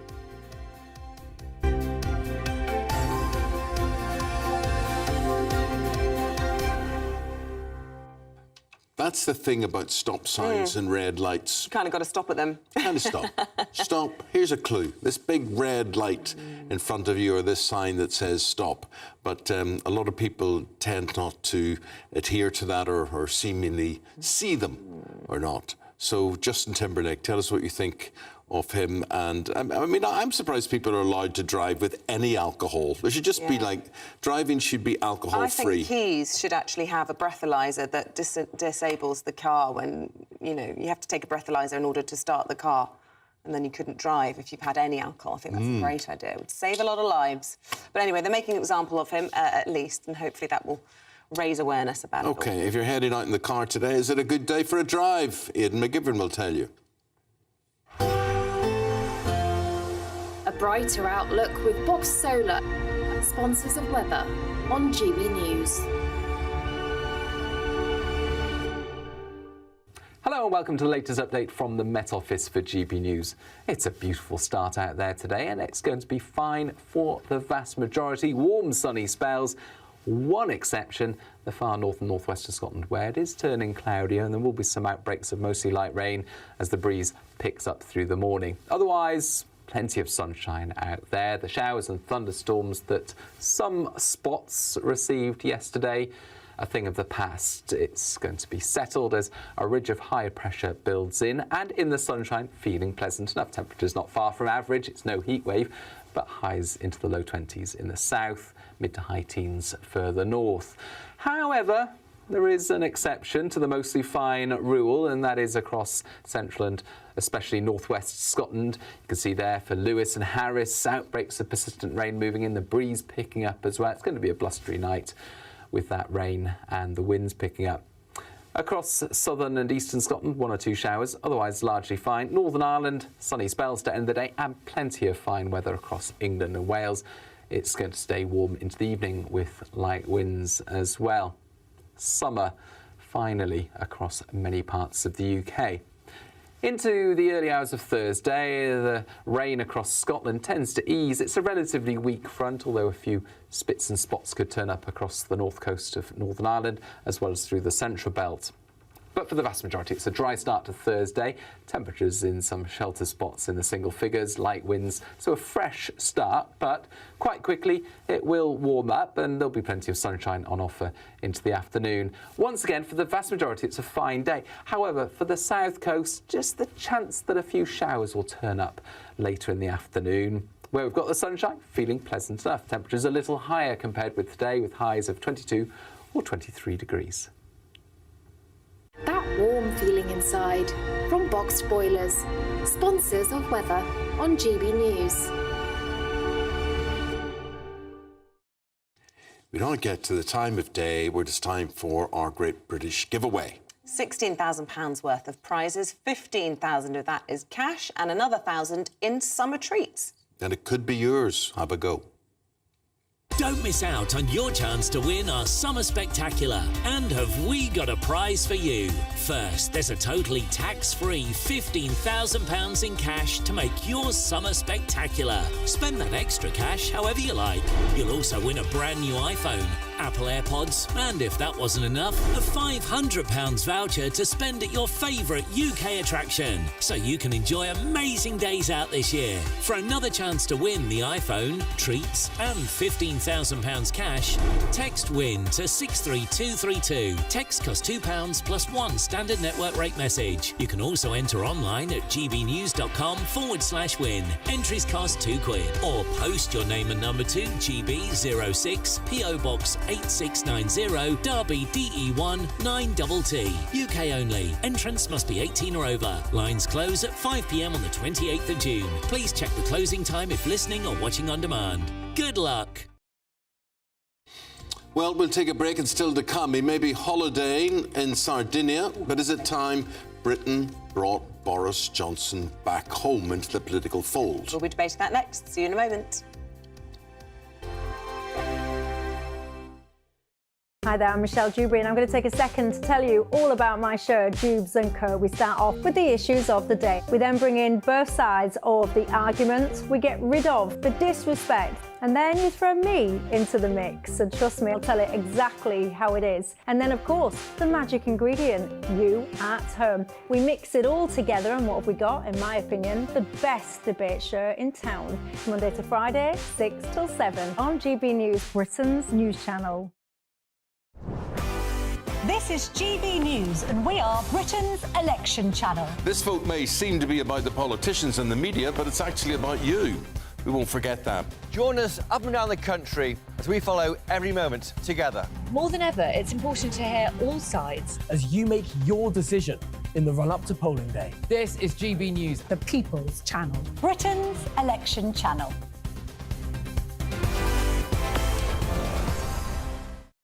If you want your news to be straight talking, this is the nightmare for the Conservatives again. Down to earth. It's not just Nottingham where this is happening, is it? And most importantly, honest. Hard-working, middle-class taxpayers, they'll get the book thrown at them. They catch me, Martin Daubney, Monday to Friday, 3 till 6 p.m. on GB News, Britain's news channel.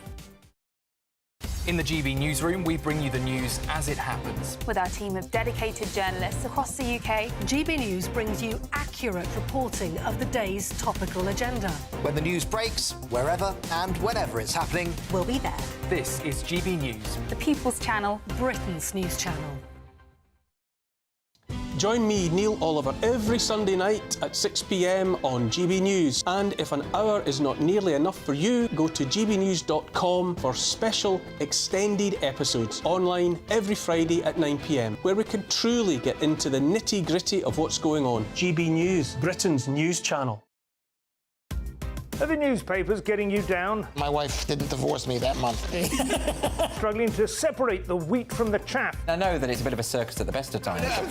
Well, don't worry, Headliners has got you covered. We'll take the burden of reading the day's news, and if we get depressed, who cares? It's an occupational hazard, frankly. That's Headliners on GB News from 11 p.m. till midnight, and the following morning, 5 till 6 a.m. on GB News, the comedy channel. Nah, just kidding. Britain's news channel.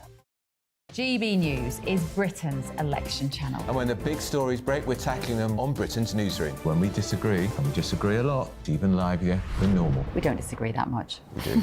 His comedy, though, is revolting. I knew her, unlike you. That explains Beverly Turner's temperament. It's a bit frothy in here, isn't it? He'll have one of me one day. For dartball practice. Britain's newsroom on GB News. Weekdays, 9:30 a.m. GB News, the People's Channel, Britain's news channel.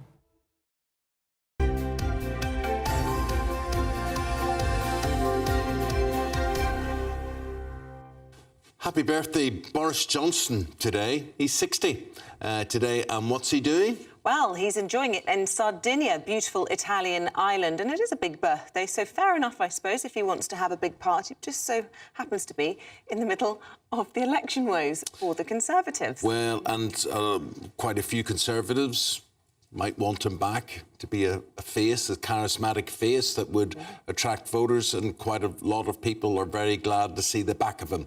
Youth Vote UK Chief Executive and Founder Alexander Cairns is one of those. So despite the the line and the lack of detail with certain things, what do you miss about Boris? Morning, both. I don't miss a lot, I'll be honest. And I think it's very interesting to me that actually we have a situation now that the Conservatives are considering bringing him back.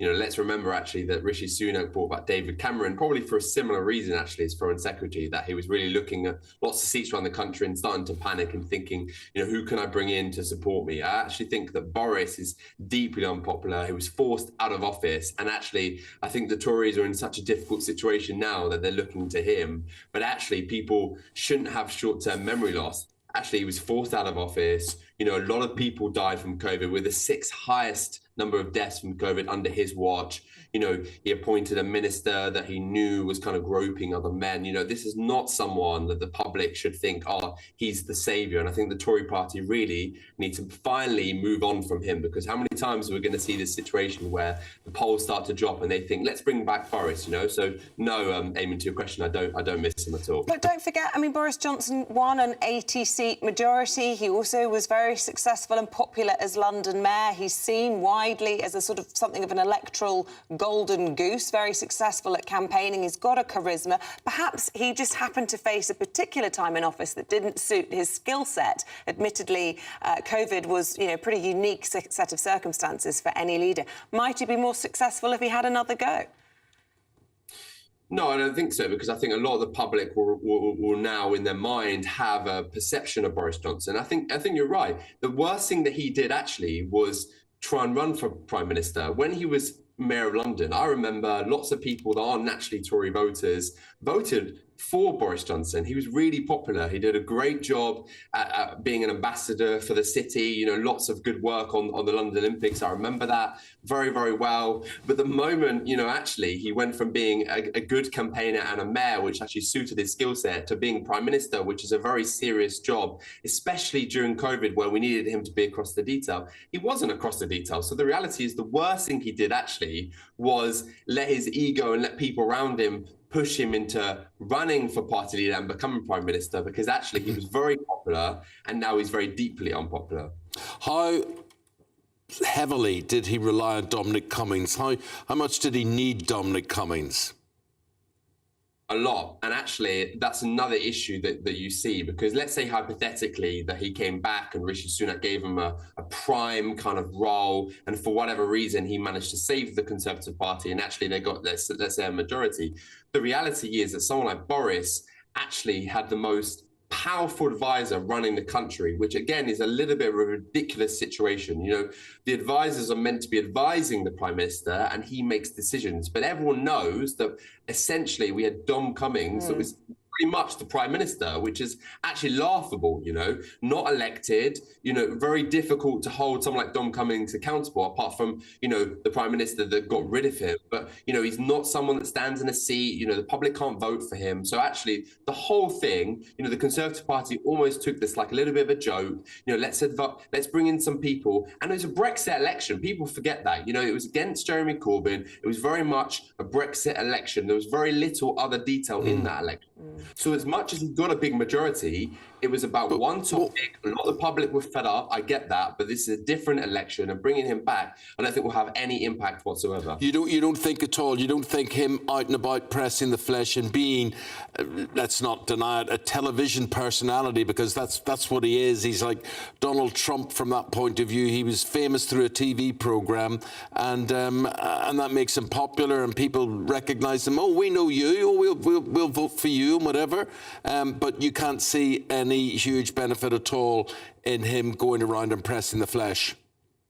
No, because actually there might be potentially a little bit of a move of the needle on some of the polls, but actually a lot of the voters that potentially would have supported someone like Boris this time are going to go and vote for Reform and Nigel, right? So actually, I don't think some of those voters that were potentially inspired by him last time will forgive what happened. And actually, I think a lot of the people that potentially are frustrated and are not necessarily happy with Rishi Sunak, even though they might like Boris Johnson, it's not going to be enough to get them to vote for the Conservative Party, because Rishi Sunak is still the leader. They may not like the policies and they're going to vote for Reform. And then you have the undecideds that are probably going to go elsewhere, you know, vote for independent candidates, vote for Lib Dems, or maybe not vote at all, because I know a lot of people are very frustrated and turnout will be low. So I don't think Boris, it's too late in the day to bring in someone like Boris. You say turnout will be low? I mean, they had a record number of people registering to vote yesterday, higher than ever. That remains to be seen. And as you say, Alexander, I mean, he's not actually contesting a seat. He could just lend his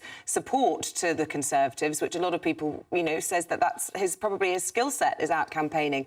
I just want to reflect some of the views coming in. Quite a mixed bag. Janice Davis says, oh, no, not Boris back. He's a buffoon influenced by climate change activist wife, and he never made the most of Brexit. Robert Stevenson, why would Boris come back after they stabbed him in the back and set him up? He'd be better off waiting for the next election. Diana Norman, that ship sailed when the Tories stabbed Boris in the back. And then Monkey Harris saying, Boris, just when you thought the Tories couldn't do any worse than bringing Cameron back. So a bit of a mixed bag there. There you go. Alexander, we've got to leave it there. Thank you very much indeed for your analysis and your contribution. We'll say goodbye to you, and after the break we'll say hello to the former footballer, Swiss international, he played for Celtic, he played for Spurs, Ramon Vega, next.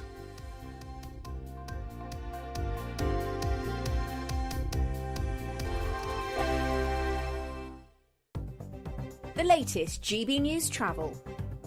Good morning, I'm Russell Holding. There are some cancelled ScotRail train services at Stirling after overhead line problems earlier. In North Ayrshire, the A71 is partly blocked by an accident near the A78 Warwick's interchange at Irvine. On the A1 in Tyne Wear, there's a lane closed where someone's broken down on the northbound exit at junction 73 at Gateshead.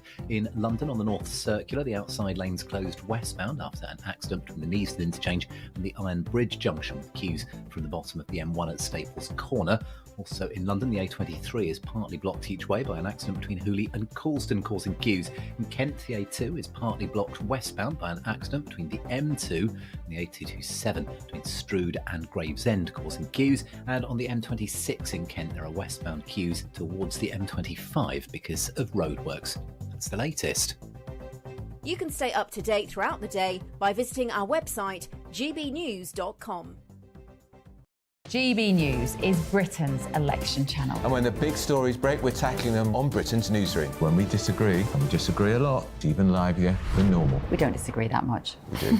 His comedy, though, is revolting. I knew her, unlike you. That explains Beverly Turner's temperament. It's a bit frothy in here, isn't it? He'll have one of me one day.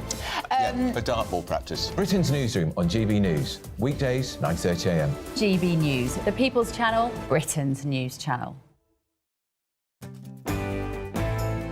I'm Christopher Hope. This is GB News, Britain's election channel. Hi there, I'm Michelle Dewberry and I'm going to take a second to tell you all about my show, Dubes & Co. We start off with the issues of the day. We then bring in both sides of the argument. We get rid of the disrespect. And then you throw me into the mix. And trust me, I'll tell it exactly how it is. And then, of course, the magic ingredient, you at home. We mix it all together and what have we got, in my opinion, the best debate show in town. Monday to Friday, 6 till 7 on GB News, Britain's news channel. I'm Mark Dolan and this is GB News, the People's Channel, Britain's news channel.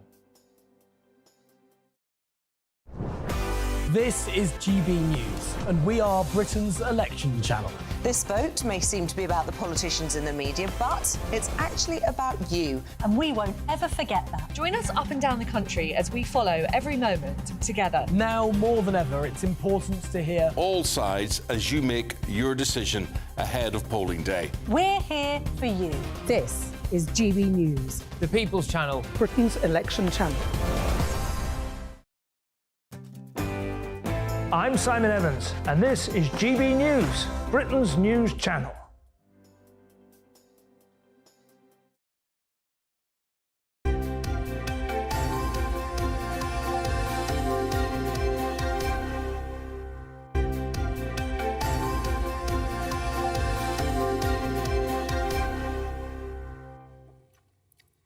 Time now for the latest sports. And Paul Coit is here with all things Euros. And you've been enjoying, I wouldn't necessarily describe them as random, but perhaps some...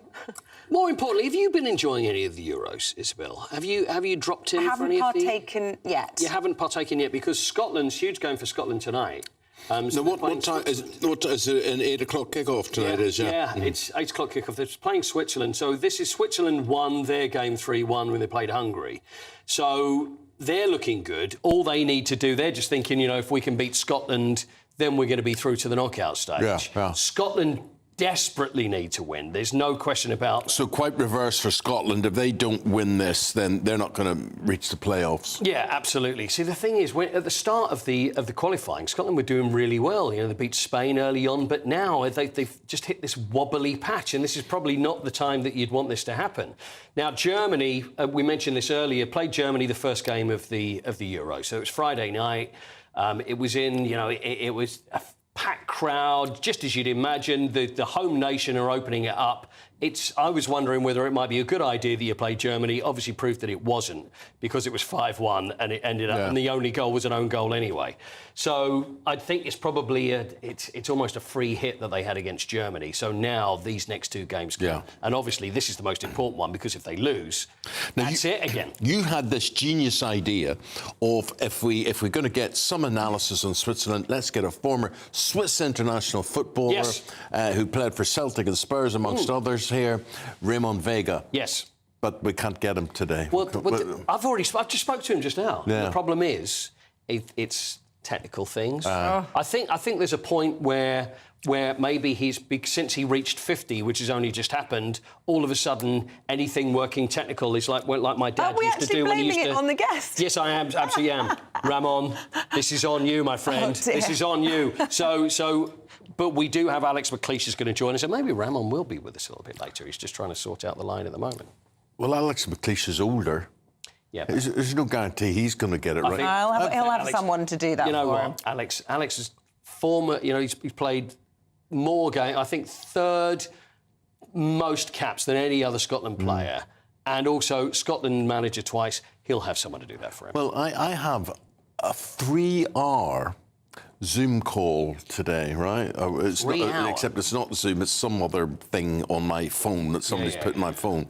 But I'm somewhere else, and then I've got to get on this link in the car, and then in the car? Yeah, in the car, and then continue it at home. Right. Yeah, and I'm not confident that's going to work. The thing is, you just press a button, though, don't you? Really? No, but you don't. It's all. Then there's codes they want, and they link up, and it's all strange. Right? Anyway, I'm sure it'll be fine. It's not with Ramon Vega, is it? It's not Ramon. No, it's not Ramon. Hello, it's not Ramon. hello, Eamonn. It's Ramon. Am I right through to the place? But it's to do with Manchester United, true. Oh, is it really? Yeah. It's not any signings, is it? No signage. Taking over as manager, No signage. No, I'm not doing that either. I just want to mention a couple of games. Turkey 3, Georgia 1 yesterday was a terrific game. This is the joy of watching tournament football, a game that you'd never normally watch. The joy was the Georgian goalkeeper started playing out of the goals the last 5 minutes or so. He was up for the corners and all sorts of things like that, and it was always going to backfire. Yep. Georgia were looking for an equaliser. They could have had it. That was the last minute, and that was it. You go for broke, and then the ball goes forward, and then they scored open goal. But the other two goals Turkey scored were terrific. So it was in Dortmund, pouring rain. It was a great spectacle. Portugal beat Czech Republic yesterday 2-1. So Portugal were 2-1 down. They got out of jail very late. Conceição goal. He'd only been on for 2 minutes. So his father played for Portugal, got 70-odd caps for Portugal, played with Cristiano Ronaldo. The dad did. Years ago. Yeah, the dad did. So now the dad has, and now the son has, which shows that Cristiano Ronaldo, 208 caps. It was just when Cristiano started, Conceição's dad then retired, and now the son's come on, and he scored the winner. Is Cristiano, and this is debatable, is he the best footballer we have ever seen in the world? Now, a lot of people would say, no, Pele was better, or, you know, but his consistency and his work rate. The thing is, with his age being, he's 39, is that he's looked after himself and he's completely dedicated himself to football. So whatever you think about him, you know, and all the you think he's showing off and all the, you know, he's a great footballer and he's dedicated to the game. There's been great footballers that have kind of like gone off the edge a little bit, and we've seen that a lot. Look at Harry Kane, he's another one. Completely dedicated to his football, and that, along with the talent, if you can turn the actual work rate in along with the talent, then you're going to be fine. I was in Portugal a couple of weekends ago, and there were models or mannequins of Ronaldo everywhere. What, full size? Yeah, full size, just everywhere, in all the shops and the street in Lisbon. Yeah. And I said to my husband, that doesn't look anything like him. He's quite solid, and he was like, no, he's a really solid athlete. You know, really, unlike a Beckham, sort of slim and sort of dainty. Did you buy one? No. But I was just surprised when you were talking about how he really looks after himself. And he, you know, he was a big footballer. Well, he is a big footballer. What you mean? Or just solid. It's all muscle. He's all muscle. Yeah. But he's 39. But he's not the oldest player that's played for Portugal. You've got Pepe, who's 40, who's also playing in the same side. So they've got great young talent. But the other thing about Portugal, which is interesting, which is people have linked to England as well, is that they've got great individual players, which is all very well. But you've got to play as a team, and that's why you get some teams that will do particularly well that don't have as much individual talent, but they play well as a team. I still fancy Portugal for this tournament. I think they're very good. They've got a superb manager as well. So I think it's probably a good bet. It is a very good bet. But I'm not going to give up on England yet. OK, don't give Scotland, up. of course. Don't give up on Alex McLeish. Give him a ring and make sure. I've given up on Ramon. Yeah, make sure you we'll can take him if we can get him. Work his app. Thank you very much indeed. Suzanne Vega than Ramon Vega, I tell you. Like to go. Thank you, Paul. Cheers. Stay with us. In just a moment, we'll go through the papers with Norman Baker and Renee Hunderkamp. See you in a sec.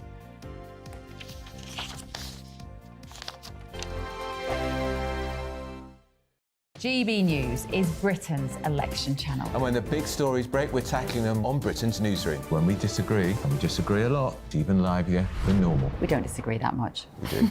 His comedy, though, is revolting. I knew her, unlike you. That explains Beverly Turner's temperament. It's a bit frosty in here, isn't it? You'll have one of me one day. For dartball practice. Britain's newsroom on GB News. Weekdays, 9:30 a.m. GB News, the People's Channel, Britain's news channel. This is GB News, Britain's news channel.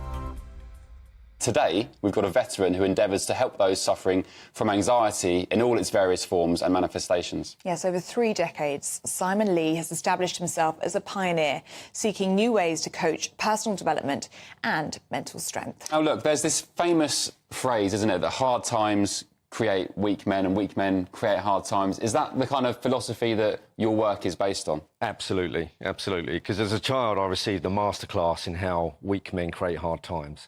Did you go through hard times as a kid? We had 3 toxic men in the family, and they caused the family no end of grief, trauma and hardship. So, and at the time when you're going through it, you think, well, you can't help but fall into a victim mentality. You think, why me? Why am I going through this? But actually, I couldn't do what I do now without that masterclass. Do you mind me asking who those men were? Yep, it's fine. One of them was my stepfather. Yeah. One of them was my grandfather, and one of them was my uncle. Right. So they're all inner family members. And without exception, all of them, outside of the family doors, wanted to put themselves across as moral pillars of society. How do you turn that story around and be the man that you are today and turn what you went through into a positive? How do you do that? You've established that pretty much you can, choose to be a victim of your circumstance or use it as inspiration to do better and say, you know what, when I'm older, for example, if you had a bad childhood, I want to make sure my kids get the kind of childhood I didn't have. So how do you relay that to the people you mentor now, I guess? What we do, I set up something called Unlimited Courage. We talk about giving men a primary aim of courage. So we bring in philosophies such as Stoicism, our own 7 Courages, Bushido, and they love it. They love it. And I must admit, when I found it, I felt like I'd found the Holy Grail. Wow. The People's Channel. Hi there, I'm Michelle Dewberry, and I'm going to take a second to tell you all about my show, Jubes & Co. We start off with the issues of the day. We then bring in both sides of the argument. We get rid of the disrespect. And then you throw me into the mix. And trust me, I'll tell it exactly how it is. And then, of course, the magic ingredient, you at home. We mix it all together, and what have we got? In my opinion, the best debate show in town. Monday to Friday, 6 till 7 on GB News, Britain's news channel.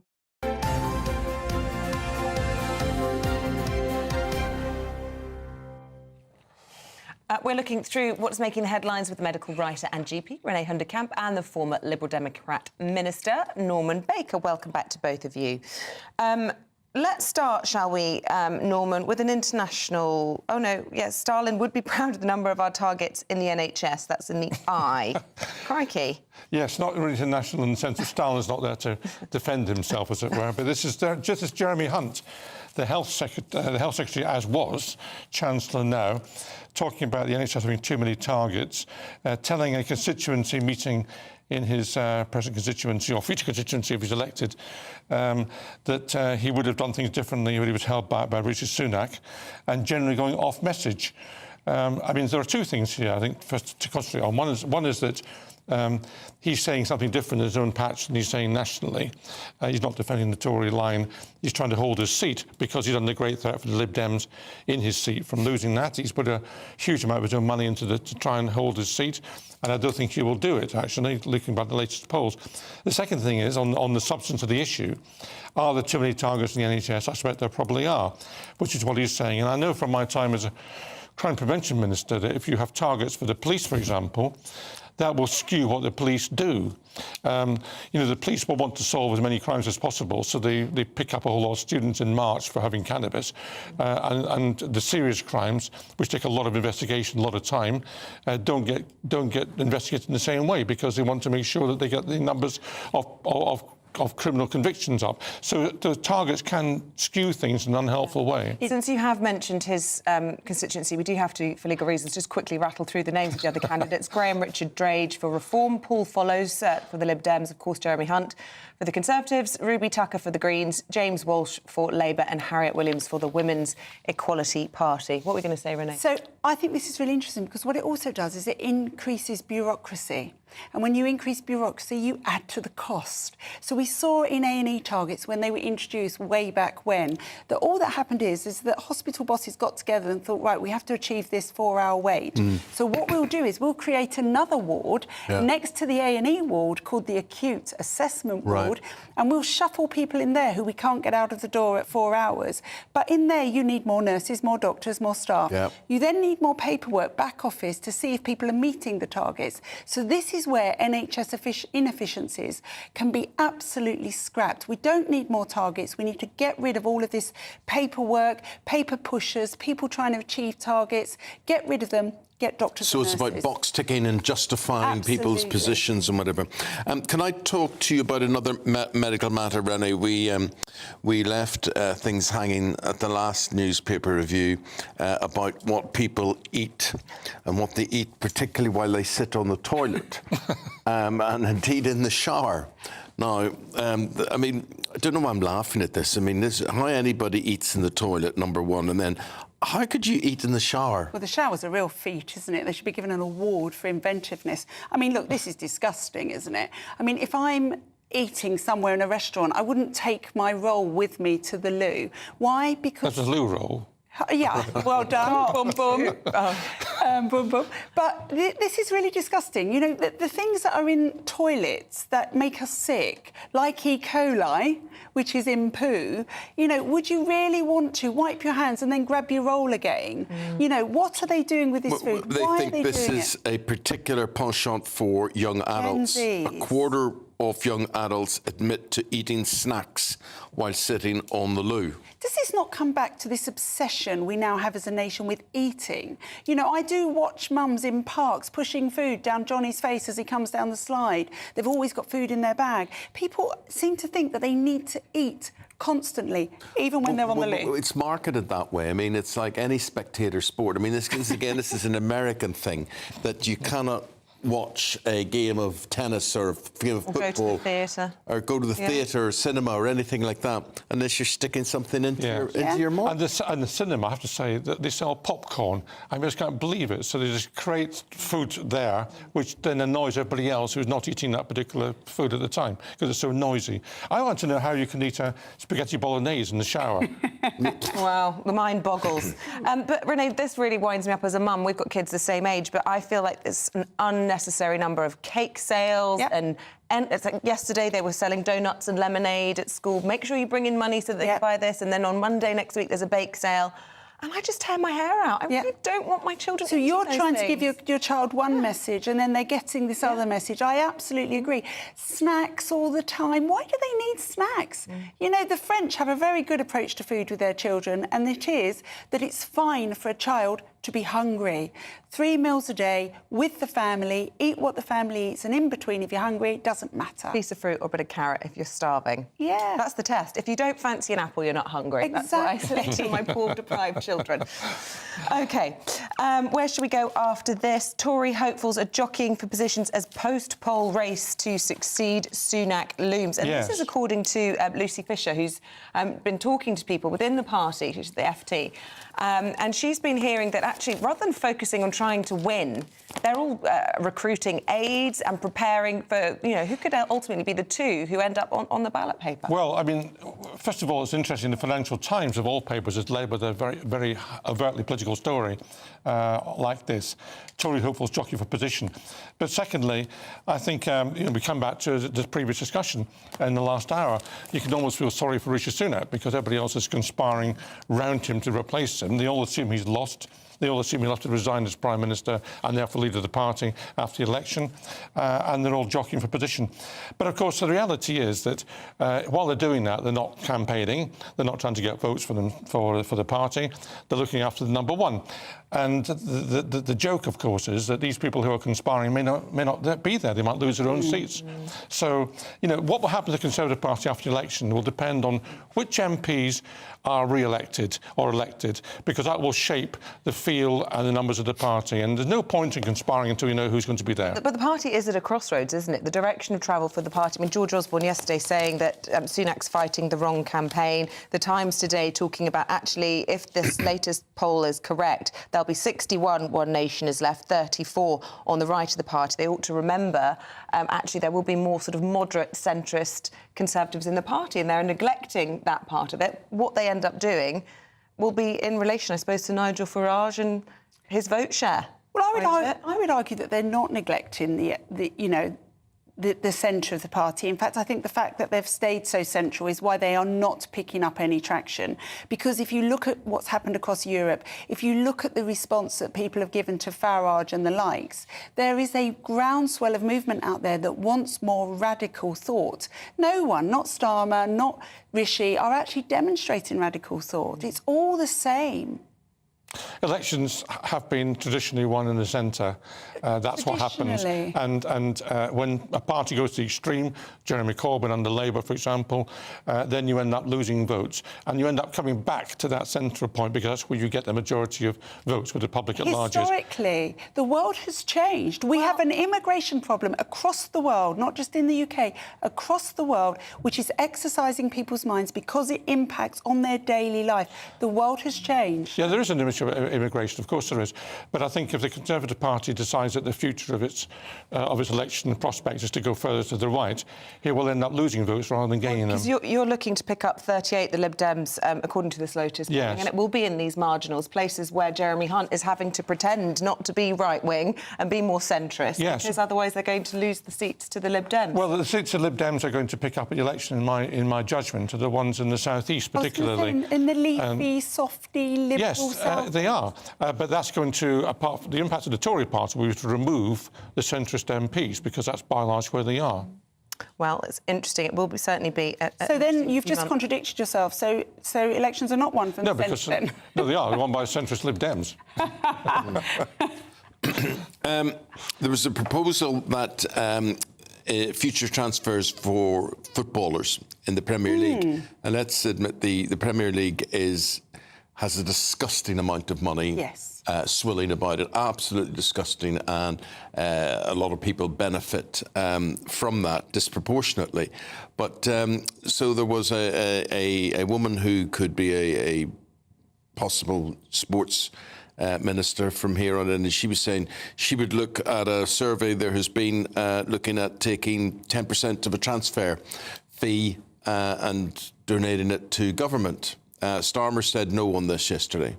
Yeah, I found this really interesting, and the reason I found it interesting is that he's obviously decided not to go for football fans because he thinks there's a vote there. Well, it's not football fans, it's footballers. But it would affect the football that they watch. So he's thinking about that. He's obviously under pressure as well. He's probably being lobbied by the FA and by the Premier League. But he's happy to go for education and private schools. I think the juxtaposition of those two things says exactly what we need to know about this man.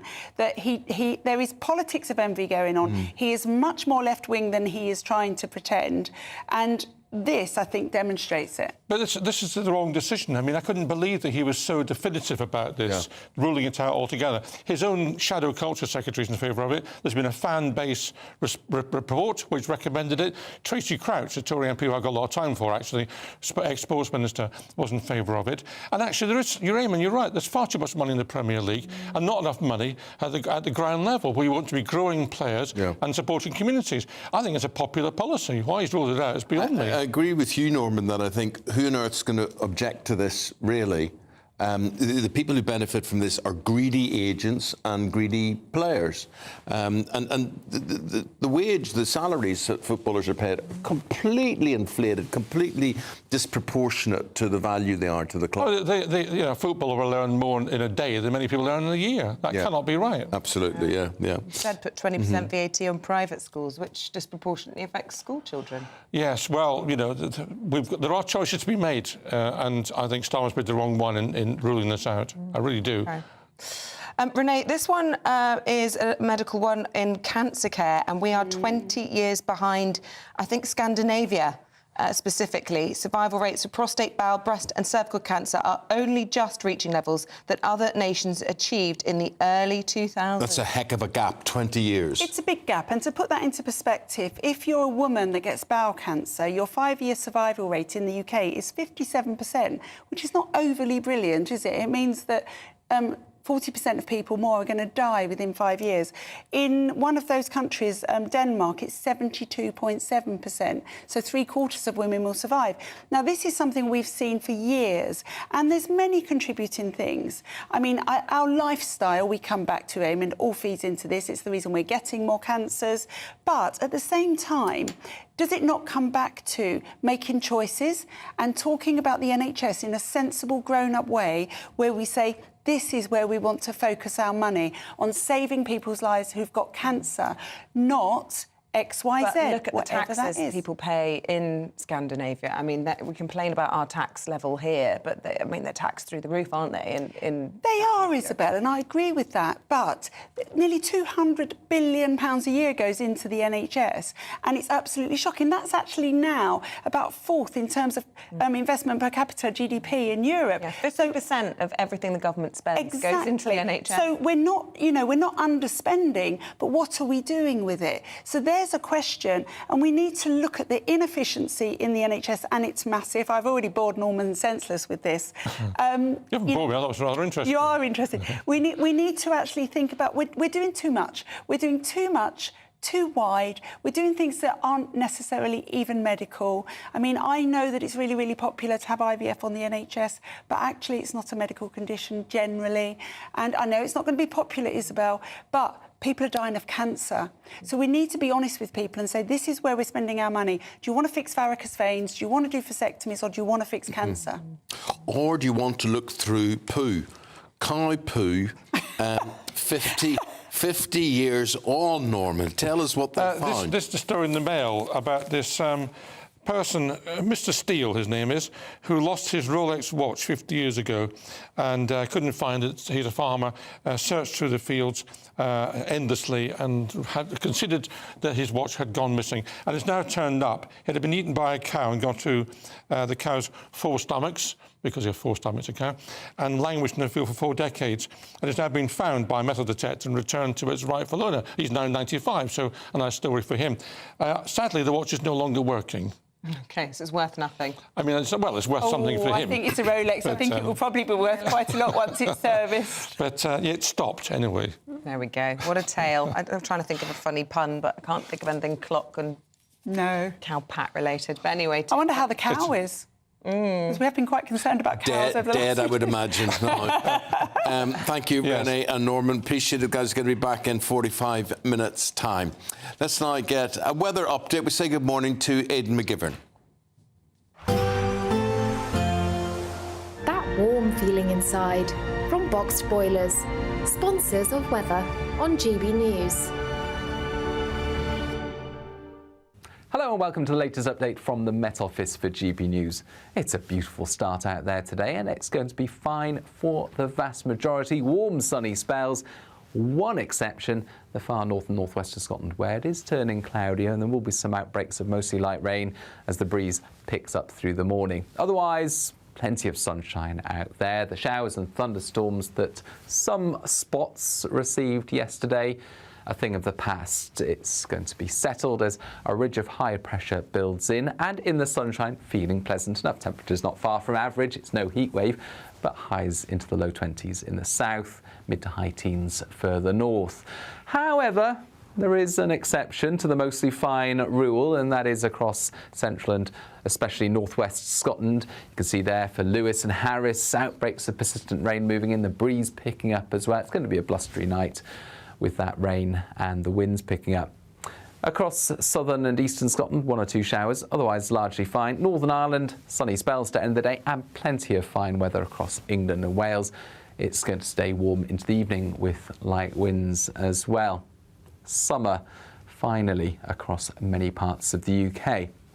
Into the early hours of Thursday, the rain across Scotland tends to ease. It's a relatively weak front, although a few spits and spots could turn up across the north coast of Northern Ireland, as well as through the central belt. But for the vast majority, it's a dry start to Thursday. Temperatures in some shelter spots in the single figures, light winds, so a fresh start. But quite quickly, it will warm up and there'll be plenty of sunshine on offer into the afternoon. Once again, for the vast majority, it's a fine day. However, for the south coast, just the chance that a few showers will turn up later in the afternoon. Where we've got the sunshine, feeling pleasant enough. Temperatures a little higher compared with today, with highs of 22 or 23 degrees.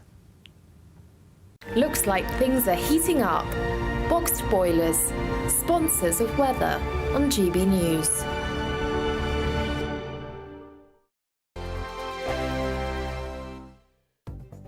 The latest GB News travel. Good morning, I'm Russell Holding. There are some cancelled ScotRail train services at Stirling this morning after overhead line problems. In North Ayrshire, the A71 is partly blocked by an accident near the A78 Warwick's interchange at Irvine. In Lancashire, the A56 is partly blocked northbound off the M66 at Edenfield. In London, on Aspen Way, the westbound exit to Upper Bank Street at Canary Wharf is closed because of an accident with queues towards there. Also in London, the A23 is partly blocked each way by an accident between Hooley and Coulston, causing queues. In Kent on the A2, there's a lane closed westbound after an accident between Strood and Gravesend, taking nearly half an hour in queues towards there. And in Cornwall, the A30 is closed each way between the A390 at Chiverton Cross and Summercourt, west of Indian Queens, where overnight roadworks have overrun. And that's the latest. You can stay up to date throughout the day by visiting our website, gbnews.com. There's still time to win our Summer Spectacular with an incredible trio of treats, and you could win them. First, there's a fabulous £15,000 in tax-free cash to ensure this summer is special. What would you spend that on? Next, you'll also receive the latest iPhone 15 and a set of Apple AirPods. And finally, £500 to spend at your favourite UK attraction. For another chance to win the iPhone, treats and £15,000 cash, text prize to 63232. Text costs £2 plus one standard network rate message. You can also enter online at gbnews.com/win. Entries cost £2 or post your name and number to GB06 PO Box 8690 Derby DE1 9TT. UK only. Entrance must be 18 or over. Lines close at 5 p.m. on the 28th of June. Please check the closing time if listening or watching on demand. Good luck. In the GB newsroom, we bring you the news as it happens. With our team of dedicated journalists across the UK, GB News brings you accurate reporting of the day's topical agenda. When the news breaks, wherever and whenever it's happening, we'll be there. This is GB News, the People's Channel, Britain's news channel.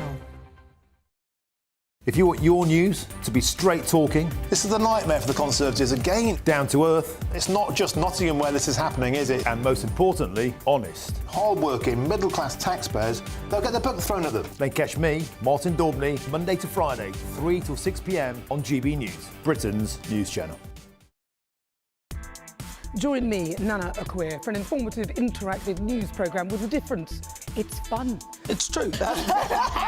You're not wrong. No one will be cancelled. Lovely. Join me from 3 p.m. every weekend, only on GB News, Britain's news channel.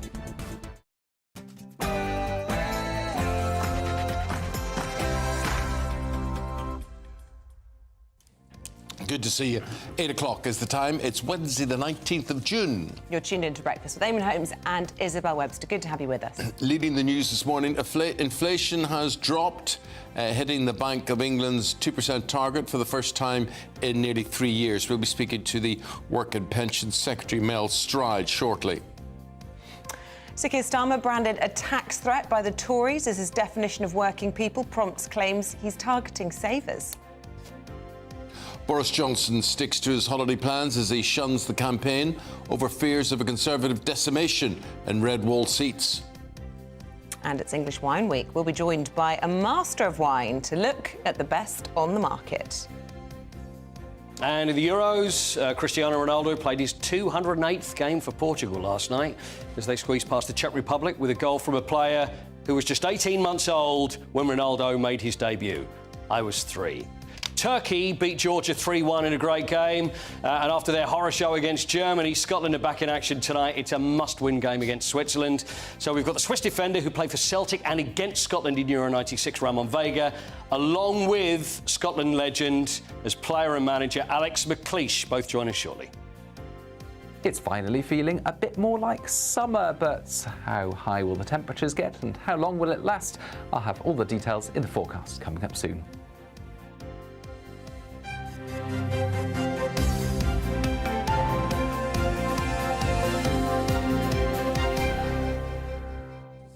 The Well, on the economic front today, as inflation falls to 2%, it meets the Bank of England's target for the first time in nearly 3 years. Well, the Prime Minister has said in the last few moments that the drop is great news, lower than Germany, France and America. The Shadow Chancellor, Rachel Reeves, has also commented, and here's what she said. People are still really struggling because although inflation is back at target and that is welcome, of course it doesn't mean that any of those price rises have been undone. Price rises have been very severe in the last few years. The cost of the weekly food shop up almost 30% since the last general election. People looking to remortgage this year paying more than £200 a month more on their mortgage because of the Conservatives' mini budget less than 2 years ago that crashed the economy and sent mortgage rates soaring. So the Conservatives might want to say everything's OK, but I know for many people right across our country, they're still struggling. Well, Sir Keir Starmer has come under fire from the Conservatives after he said people who had savings weren't working people. Well, the Tories are, as you might expect, jumping on that to accuse him of being a tax threat. Well, let's get the thoughts of former Labour MP and Minister Jeff Hunt. Jeff, very good to see you there. What do you make of the 2% inflation rise? Well, it's good news. No one can argue against that. On the other hand, it's less than 2 years ago since inflation was over 11%. And as Rachel Reeves has just pointed out, that 11% increase is still being paid by people up and down the country because prices are not coming down. They're simply rising at a slower rate. Slower rate, yeah. But we're still paying more. As Rachel Reeves says, the price rises that have been inflicted on us are not being undone. That's the thing. Exactly, and people are finding that tough because their wages haven't risen by 11% and they're struggling to meet these extra costs that are being paid week in, week out by, as I say, people up and down the country. Jeff Hoon, you're a very experienced politician. You've been in Cabinet, something that Keir Starmer hasn't yet done. What would you say about his definition of a working person? He defined it as someone who relies on public services and does not have savings. He was using that as an illustration for the fact that Labour are absolutely committed not to raise all of the basic taxes and has also said quite clearly that there are no plans to raise any other taxes and that the manifesto doesn't require significant tax increases across the board. Hasn't ruled out increasing council tax and a number of other wealth and hidden taxes. Well, and bear in mind that the Resolution Foundation calculates 2 in 3 people have savings of more than £1,000. He's speaking to a very small proportion of people. He's made clear that there are no plans in the Labour manifesto to raise any of those taxes. You mentioned council tax, not in control of the government, a matter for local authorities up and down the country. And indeed, my council tax goes up every year, as I think most people's does. So that's not something that I think is particularly relevant to the government's plans for the future. And he's made clear, if Labour are elected to government, then there will be no need to raise taxes. Assuming that they can achieve growth, which is, of course, a big assumption. But what about this suggestion that if you are a saver, you're not a worker? I mean, Ian Duncan-Smith says the idea that anyone who generates wealth, works hard, is successful and adds huge value to the British economy, to dismiss them completely is unbelievable. He goes on to say this isn't levelling up, it's levelling down. The old socialist in there who supported Jeremy Corbyn is still alive and well. I don't actually accept the distinction between the way you've put the question, because the reality is those savers have been working people. Even people who are no longer working have worked, and therefore his definition of working people should include people who have saved and have saved and worked and put it away for the future. That's what most people try and do. I think this is the sort of thing that people see as quite threatening, and this is a Corbynista type view of the world that may be coming out. Where would you say, Jeff, you know, you're an experienced cabinet minister, you've served in transport, you've served in defence, so many other major roles that you've held in Parliament. What would a Starmer government look like or feel like compared to the ones that you have been in? Well, I won't be part of it, but I think that Keir Starmer, clearly a man who's very competent, top of the legal profession, has taken some really difficult decisions as Director of Public Prosecution, and in effect has run a government department in that position. So actually, I think he comes to government probably better prepared than most previous potential Prime Ministers. Boring as heck. I actually don't find on the doorstep that people are looking for excitement. They do raise Boris Johnson and the zip line. They raise Liz Truss and the chaos of the British economy after her budget. The reality is, I think people are looking for sober competence, and I think Keir Starmer exemplifies that. Well, I'd say I'd agree with you with that. But, you know, he's not a Tony Blair. He's not a Gordon Brown. People, you know, had personalities with leaders like that. Certainly, it would seem if Labour were elected and they changed leader somewhere down the line, I don't think too many people would object. I don't think that's going to happen, because the reality is Keir Starmer has to have real credit inside the Labour Party for the transformation he's made. It's not that long ago since we lost the by-election in Hartlepool and everyone was talking about the end of the Labour Party. But the truth is he's transformed the party and made it electable. And I've spent a lot of time in recent weeks knocking on doors up and down the country, not only in Derbyshire where I live, but also in London and elsewhere. And the reality is there is a real change. And I don't believe that actually that many views will change as a result of the campaign. I think people changed their minds some time ago. OK. Jeff, fascinating talking to you. Thanks very much indeed for your contributions to the programme today, and hopefully we'll see you again before the big day. Thank you very much indeed. Thank you very much indeed. Right, so... We are joined now by the Work and Pension Secretary, Mel Stride, who's barely off our screens. You seem to be on the morning round an awful lot, considered a safe pair of hands, I presume. Good to see you again, Mr Stride. And first of all, your reaction to this 2% figure for inflation. You're not going to try and claim credit for that, are you? Well, to a degree, yes, I am, but I'll come on to that. I think the implications are really good news, because it was up over 11% back in the autumn. The Prime Minister made it prime objective to get that down. That has now been delivered, because 2%, of course, is bang on the Bank of England target, and this is its lowest level in almost 3 years. In terms of who gets the credit, the Bank of England, of course, through monetary policy and interest rates, is there to control inflation, but government has to do its bit on the fiscal side. So we have to work with the Bank of England. So, for example, all those excess wage demands at higher than the rate of inflation that we've had to negotiate and keep a lid on those kind of cost pressures is something that the government has actively done to make sure that we can help alongside the Bank of England to bring those inflationary numbers down. A few raised eyebrows from the comments from Jeremy Hunt suggesting that the government has done a great job. I mean, Liz Truss, really? Well, Liz Truss was a very small amount of time as Prime Minister, of course. And Partygate, PPE, I mean, I can list them.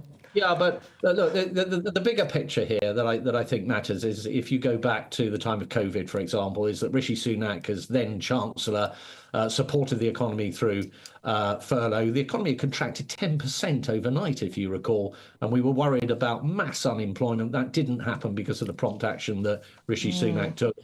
We also had billions of pounds in cost of living support payments and energy price support for people through the inflation that we've experienced more recently because of the Ukraine war. And we've now reached a point where the economy in the last quarter has grown at the joint fastest rate in the G7. We've got inflation down to target. We've got real wages for 11 consecutive months increasing, and we are bearing down on people's taxes. Unlike Labour, who are going to put taxes up. It's interesting, though, that you mentioned furlough. Billionaire John Caldwell has, having previously donated £500,000 to the Conservatives, is backing Starmer and the Labour Party. And he says on a personal level, Sunak is an absolute dud. And he specifically labels furlough. He says we overpaid on that. It was too wide-ranging. And, of course, he also cites his disastrous decision and lack of judgment on D-Day. So I think if you look at Rishi's record overall, it's very strong. I've gone through some of that. So he was the Chancellor that got us through COVID with furlough, avoided mass unemployment, supported millions of families that way.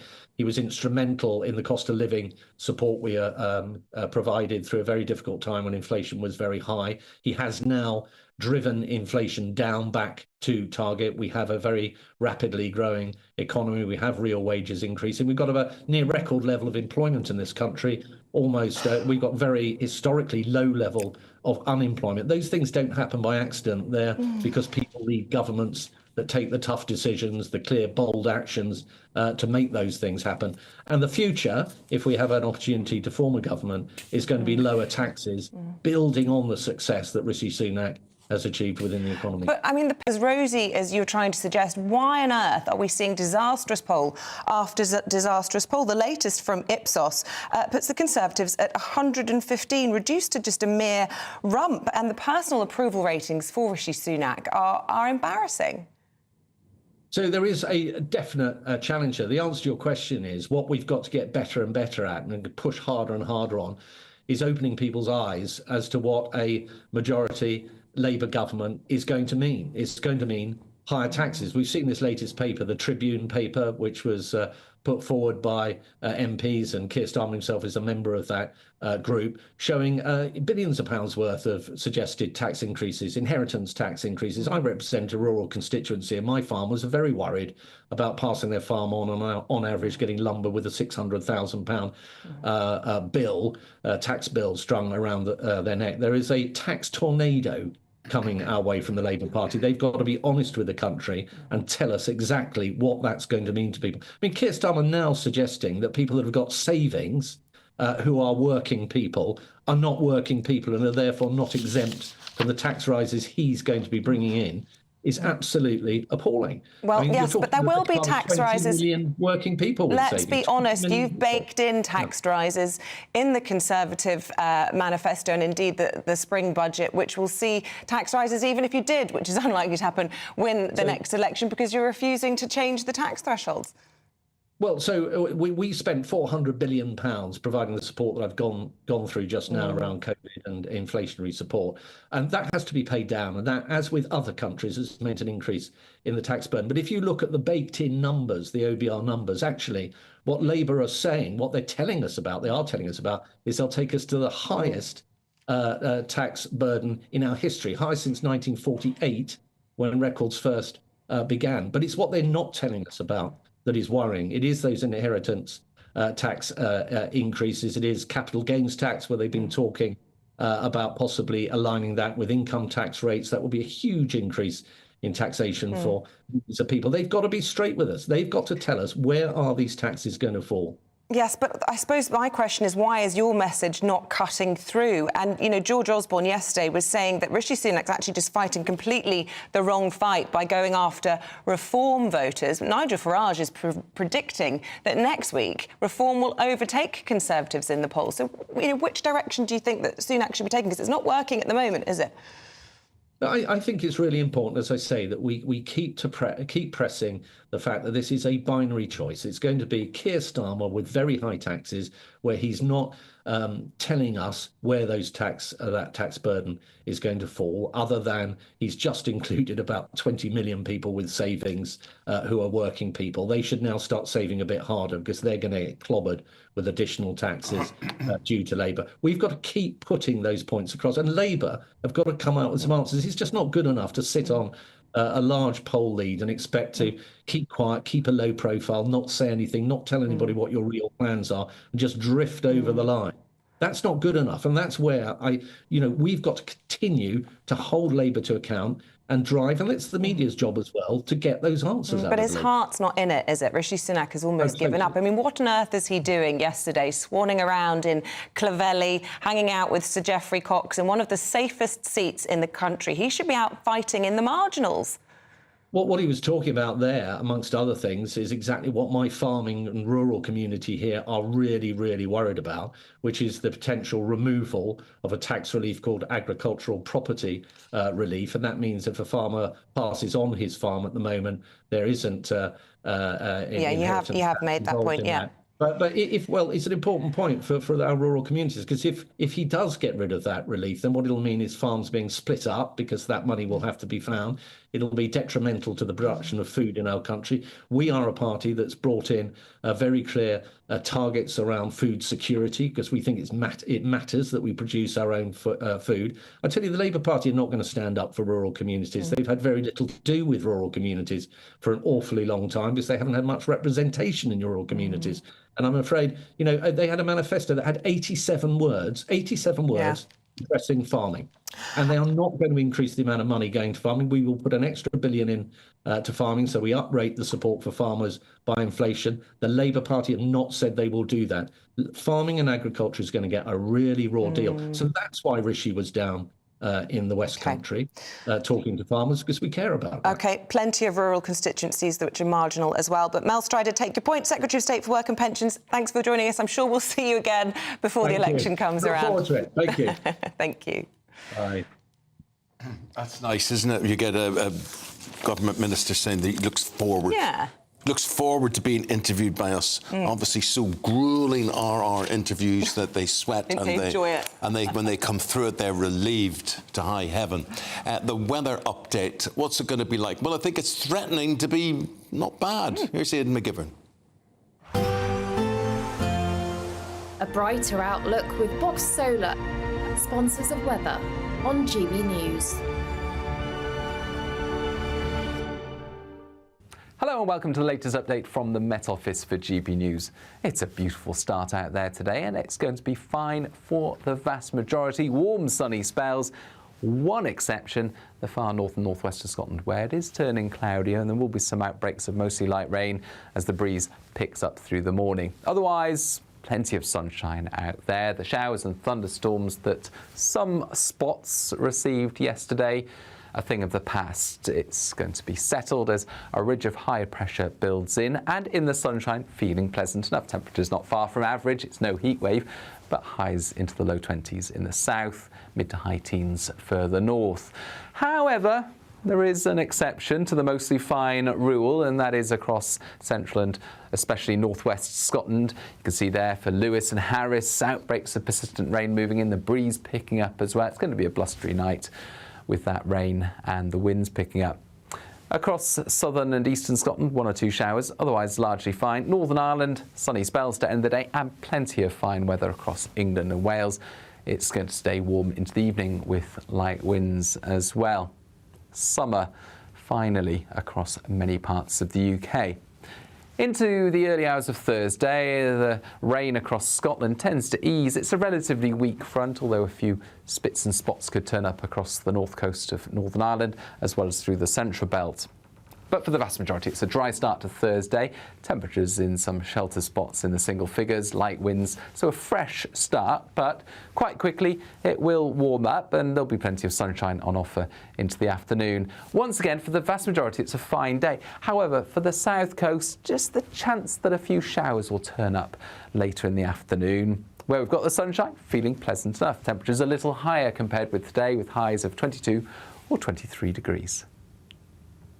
That warm feeling inside from Boxed Boilers, sponsors of weather on GB News. And that neatly brings us to our Great British Giveaway, your chance to win over £16,000 cumulatively in prizes. Here's how. Don't miss out on your chance to win our Summer Spectacular. And have we got a prize for you? First, there's a totally tax-free £15,000 in cash to make your Summer Spectacular. Spend that extra cash however you like. You'll also win a brand new iPhone, Apple AirPods, and if that wasn't enough, a £500 voucher to spend at your favourite UK attraction, so you can enjoy amazing days out this year. For another chance to win the iPhone, treats, and £15,000 cash, text WIN to 63232. Text costs £2 plus 1 standard network rate message. You can also enter online at gbnews.com/win. Entries cost £2, or post your name and number to GB06 PO Box 8690 Derby DE1 9TT. UK only. Entrance must be 18 or over. Lines close at 5 p.m. on the 28th of June. Please check the closing time if listening or watching on demand. Good luck. Fancy a drink? Oh, yes, I do, always. Gasping gasping. What we're going to do is tasting wine. Now, this is the best of British wine, and we're doing it in the studio because this is British Wine Week or something like that. Our patriotic duty. Yes, patriotic duty, and we'll be serving it up right after this. Don't go away. This is GB News, Britain's news channel. The new BBC Director of Sport, who's a man called Alex K. Jelski, who's downplayed fears raised by sports women about biological men competing in female categories. And he's also called Martina Navratilova, I've got to say, has to be probably the most successful woman tennis player in history, and a very brave woman too. She escaped the Iron Curtain and she came out. And Sharon Davis, he says, are not experts on the issue. At the same time, transgender US swimmer Leah Thomas has lost her legal battle and been told that she cannot compete at the Olympics. So Leah Thomas made an appeal to World Aquatics, who have this rule in place that says that they protect the female category, as does athletics and world cycling. And because Leah doesn't actually qualify, because Leah isn't training, so she's not even someone that would be potentially part of the Olympic team. They've just said that, you know, you don't qualify to be able to bring this case. It's been thrown out on a technicality, thank goodness, and which means that, you know, swimming will not have any males beating elite females in Paris this summer, which was particularly good for me, bearing in mind that I now have to be very careful about what I'm allowed to say and not say. We're not allowed to use the words biological male, transitioned male. I mean, just every single possible way that we could explain that the person in the race wasn't a female, and it only affects women. It doesn't affect men. You know, females that identify as male are no risk to men's sport in any shape or form. It's just women that are losing their opportunities. The thing I take the most offence to, and this is very serious, and this needs to be dealt with by the BBC, and this is why I wrote to Tim Davie. In that article, he compared males that are identifying as women in women's sport to Jamaican and Ethiopian females being allowed to compete. What? The People's Channel. This is GB News, and we are Britain's election channel. This vote may seem to be about the politicians and the media, but it's actually about you. We won't forget that. Join us up and down the country as we follow every moment together. More than ever, it's important to hear all sides as you make your decision in the run-up to polling day. This is GB News, the People's Channel, Britain's election channel.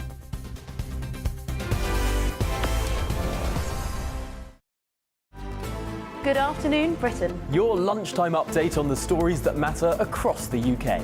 From breaking news and insightful analysis, inspiring stories and lively debates. You're comparing yourself to a former Prime Minister. Which is it? Stay informed, stay updated, stay entertained. I just don't know how anyone would not want to be there. Every weekday from midday. We are Good Afternoon Britain, only on GB News, Britain's news channel.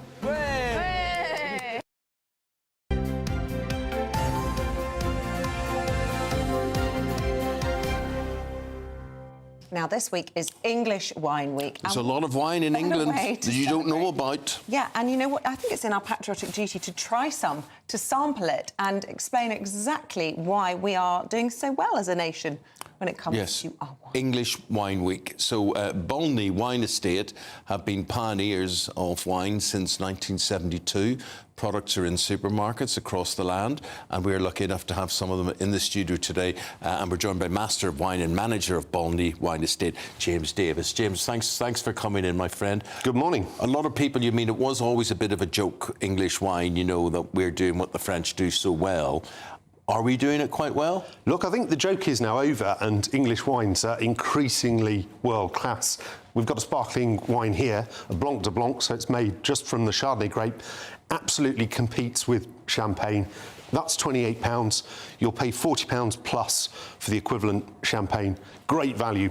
Really? OK, so can we maybe give an opinion on this wine, this great wine, this Champagne plus? Pour us a glass. You want to try it? Super. Coming up. You can't obviously call it champagne, but it is a champagne. It's not a Prosecco, for example, which is...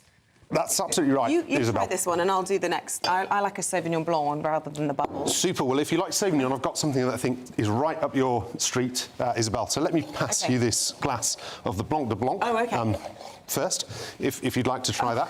So this is what we'd call a sort of champagne style. So the production method is exactly the same. And as I was mentioning, it comes from the Chardonnay grape exclusively. So it's got that wonderful, lovely lemon character, lots of sort of citrus flavours, but it's also got a little bit of sort of brioche and breadiness there. This is from the 2021 vintage, really good, and it'll last for another sort of 10 years or so, a bit like champagne. So in my view, tastes fantastic now, but it'll start to sort of unfold, and some of those lovely secondary flavours will also start to shine through. Very Absolutely good. gives champagne a run for its money at half the price. Very good. Right, OK, and what else have you got? And then you're going to do us this. Right, so Isabel, you said you liked Sauvignon Blanc. I did. So this wine is a Bacchus. So this is England's signature grape. Right, let's get you a bit of Bacchus in the glass. So why is it like Sauvignon Blanc? So it's got that lovely expressive pungency, lovely lime character as well. Away. You can smell, yeah. absolutely leaps out of the glass. And this is what England can be. Oh dear, sorry, we've lost Eamonn. This is like smelly socks, so it is. Smelly socks. Like no. In a glass. I mean, that's just the scent of Why that. do you say heaven? Why do you say? That is my happy place. Amazing. Well, you're welcome to come to the estate and taste a bit more, Isabel. We'll have to get Eamonn a bit more convinced on the sparkling wines that we've got. I mean, look, I hate to say, it tastes like a Sauvignon Blanc, because it's its own thing in its own right. And at some point, someone will be able to we'll all be able to describe it as a Bacchus. Yes, but, you know, I think that is absolutely right. And look, there's no bad thing if consumers and your listeners, the people watching today, kind of go away and go, OK, I love Marlborough Sauvignon Blanc. I love Sancerre, for example, also made from Sauvignon Blanc. But now I've got a point of reference, which is this lovely English Bacchus. But James, tell me this: what are the French saying about English wine? So what I think we're seeing with the response, I think, from the French is a little bit of sort of cautious concern, a little bit of sort of watching out of what is happening in England. You've also started to see quite a lot of investment from champagne houses. So, for example, Tattinger have invested. The company that I work for is a German company. We own a champagne house as well. So I'll have really good conversations with my colleagues in Champagne, and we'll sort of compare notes. We'll sort of taste this wine side by side, their offering. So I think there's a little bit of more respect than perhaps there was 10 years ago. There's a lot of this to do with climate change. Climate change is definitely one significant part in all of this. So clearly there are a lot of issues with a warming climate around the planet. However, it generally has been good for the English wine industry. Now, a warming climate comes with a few challenges as well. And what we've also sort of seen is some shocks in terms of weather. So let's say for the first few months of this year, we've had double the rainfall. So wet, haven't we? Exactly, yeah. Isabel, yeah. And that creates quite a lot of Just like pest. my next one. OK, coming up in a sec. We'll get the rosé on the go. Rosé is famous from coming from a very Eamonn. dry, beautiful Provence. And, you know, you're talking about this wet weather that we've suffered. And I would argue we haven't nailed rosé in this country yet. Personal opinion, but unless it comes from Provence, I'm quite fussy. Amazing. I'll give it a go. Well, I will be delighted if we can convince you otherwise with this one, because it's absolutely designed to do that, to compete with the likes of Whispering Angel. But the paler, you know, the more Provençal usually, isn't it? Sort of pale rosé. This is very pink, but that usually means a bit fruity, a bit sweeter. Yeah, can do, yes, and rosés can come in a whole host of colours. This is a bit deeper. I reckon you'd like this one. That's nice. nice. Superb. Thank you, Eamonn. And have I converted you, Isabel, I'm from Provence? into your Bolney Bacchus. And Super. I'm on the fence on the rosé, but you know, Eamonn's a 10 out of 10 for that one. Amazing. And look, this is good value. So we talk about some of the sort of English wine can be expensive, but look, this wine is £12 in Tesco, so great value in that sense. So you're getting similar product, but just at a superior price. It can be a bit more expensive, and the production costs are more expensive in the UK at the moment. That may change as things evolve in England, but look, we're never going to be an entry-level product. We're proudly premium.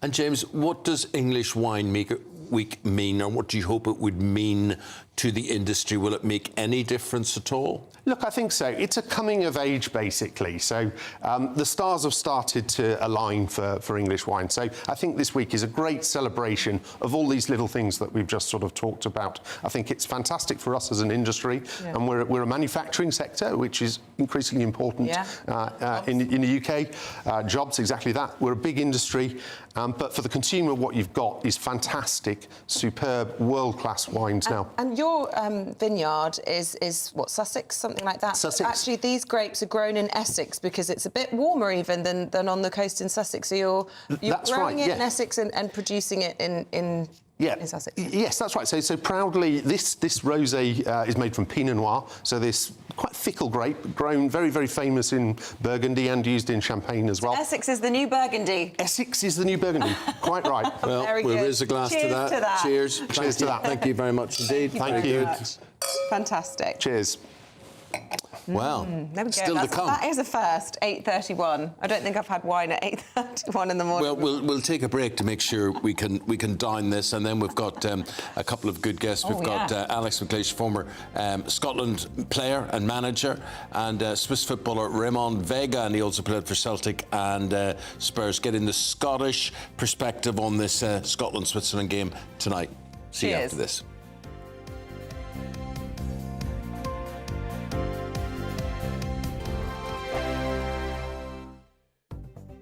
The latest GB News travel. Good morning, I'm Russell Holding. There are some cancelled ScotRail train services at Stirling this morning after overhead line problems earlier. In North Ayrshire, the A71 is partly blocked by an accident near to the A78 Warwick's interchange at Irvine. In Lincolnshire, delays are possible around Lincoln. The Lincolnshire Show, the A15, is closed to all but show traffic. Another traffic management in place too. In London on Aspen Way, the westbound exit to Upper Bank Street at Canary Wharf is closed because of an accident with queues back onto the A13. Also in London, the A23 is partly blocked each way by an accident between Hooley and Colston, causing queues. And in Kent on the A2, there's a lane closed westbound after an accident between the M2 at Strood and the A228 at Gravesend, taking nearly half an hour in the queues. And that's the latest. You can stay up to date throughout the day by visiting our website, gbnews.com.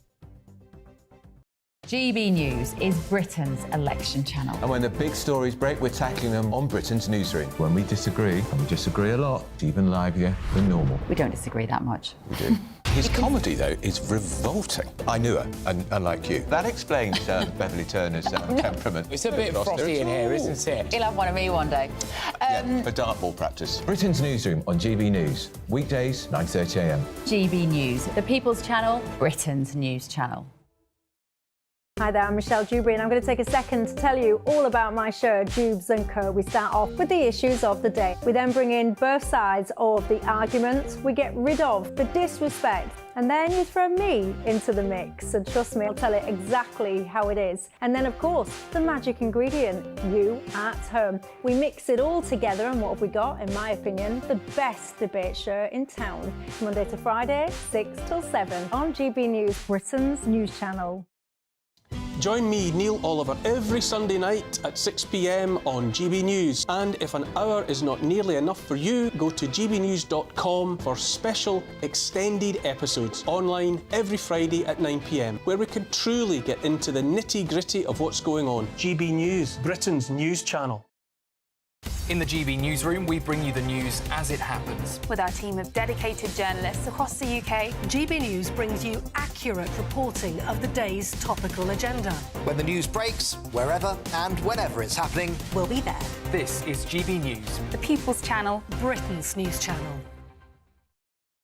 We're proud to be GB News, the People's Channel. And as you know, we always love to hear your views. Now, there's a new way of getting in touch with us at gbnews.com/yoursay. By commenting, you can be part of a live conversation and join our GB News community. You can even talk to me, Bev Turner, or any of the members of the GB News family.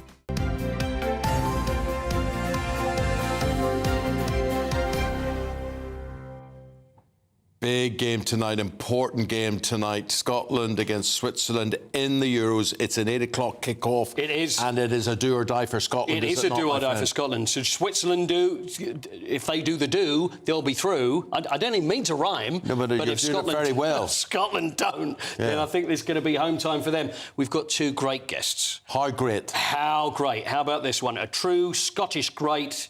Third most capped player Scotland have ever had. Two-time manager, the legendary Alex McLeish. Morning, Alex. Good morning, guys. Great to see you. And also, alongside him, former captain of Switzerland. I always say there's three most famous people in Switzerland. You've got your William Tell, you've got your Roger Federer, you've got your Ramon Vega, who's with us as well. Morning, Ramon. Good morning, guys. How are you today? Well, good. Have you got your computer to work? I'll tell you what, mate, Eamonn, I think you need to give me a lesson. I'll tell you what now, it's impossible. You did very well. Well, tell me tonight, will Switzerland teach Scotland a lesson tonight? How good is this Swiss team? Well, let me just start from the beginning. I think they had a very, very good start, Switzerland. They got surprised Hungary, totally tactically point of view as well. I think Murat Yakin, who I used to play together also in Switzerland national team, he completely out-tactical Rossi, the manager, because he put two new players into the squad. Midday, who scored, and Abisha, two quality players, completely surprised the whole nation, by the way, and also the Hungarian coach. And Rossi is a fantastic tactician, you know. For him to be surprised, it takes a lot of things. So therefore, I think Scotland today will have to really put big effort into it. Well, let's ask the man that knows, Alex McLeish. Alex, I know you were over in Germany, weren't you, for that first game? But was it almost a free hit? I mean, we were kind of hoping for a result, but to play Germany in the Euros, home patch, it was always going to be hard, wasn't it? Yeah, guys, listen, I never thought it would all be about the German game. I felt it would be about the second and third game against Switzerland and Hungary. And, the German game was a bit of a kicking we got. But, you know, the thing about Scots we're very resilient. And I remember back in '90, we lost a game against Costa Rica, and the world was at the end. And then we came back very strong in the next game and beat Sweden. So we're looking for that kind of response for this Switzerland game. So you had already written off the Germany game, Alex, you're saying. You'd taken a hit. I didn't think we'd lose 5-1. You know, I thought it would be a wee bit closer than that. But it was a wee bit of a shell shock. The guys looked a bit shell-shocked. Germany ramped it up a wee bit. They came out flying, out the traps, and it was very difficult for us to get back into the game. But, Alex, what sort of response? Well, we know the response that Scotland need tonight. How do you think they will play it? I mean, will they be going for broke? Well, I don't think they'll go for broke, but, you know, Stevie will be... I think he'll change the team around a wee bit. We'll have maybe a little bit more energy. As I said, the guys have been hammering themselves anyway, so I always feel that when a Scot does that to himself, he comes back with top performance levels, and that's what I'd like to predict for tonight. I tell you, Alex, I'd like to know, there's some big names, obviously, that, you know, we've got your Andy Robertson, Scott McTominay, and some huge names that are in the Scottish side. So some good players. You were responsible, though, for Scott moving to play for Scotland, right? So that was down to you. Yeah, well, listen, it wouldn't have had who was head of the team at that time. I think McTominay was up for. I think there was the beast from the east that night. And I travelled overnight to Manchester. I got there at 4 a.m. My hotel room wasn't. The guy had said, "You've turned up as a no-show." So I got to Manchester eventually. I saw Jose Mourinho. I spoke to Big Scott. The first thing when I asked him, "Do you want to play for Scotland?" and he said, 100%. And he scored a lot of goals. Him and John McGinn. There's a great tactic with Stevie Clark. Lyndon Dykes held things up for us as a centre forward, and they got forward and got goals. Maybe we've lost that tactic a wee bit.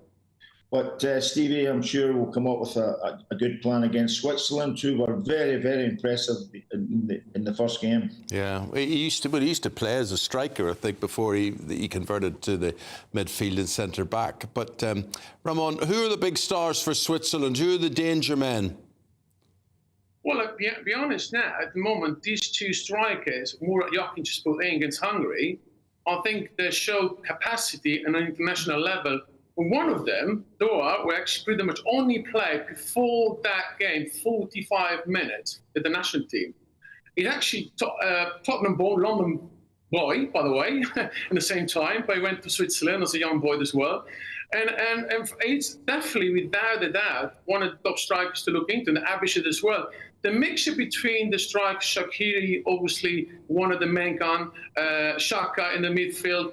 The Swiss team has really, really good quality within the squad, especially they have international experience. The tournament without the World Cup, the European Championship, they've been now with 10 tournaments in a row. They qualify for Switzerland. That's an amazing thing. And from that point of view, Switzerland will definitely, without a doubt, today go for a win to pretty much secure the group stage. Scotland, Ramon, I'm afraid. Yeah. No, so I was going to say that you did actually play, though, didn't you? The last competitive match between Scotland and Switzerland, I believe, this is not friendlies, would have been Euro 96 when you played, and it'll probably bring a smile to Alex's face because it was a Scotland win. So is it now, all these years on, it's time for payback for you, is that right? No, I like the picture you're sending there. Look at that, you haven't changed a bit. Good memories. I'll tell you what, Villa Park, I still have these nightmares there because we started very, very well at that Euro 96. We draw 1-1 at one with the opening game against, obviously, the host England at the time. And we thought that's the first newcomer in a new tournament. Don't forget, we didn't qualify for nearly 30 years for the European Championship. And we draw against the big England.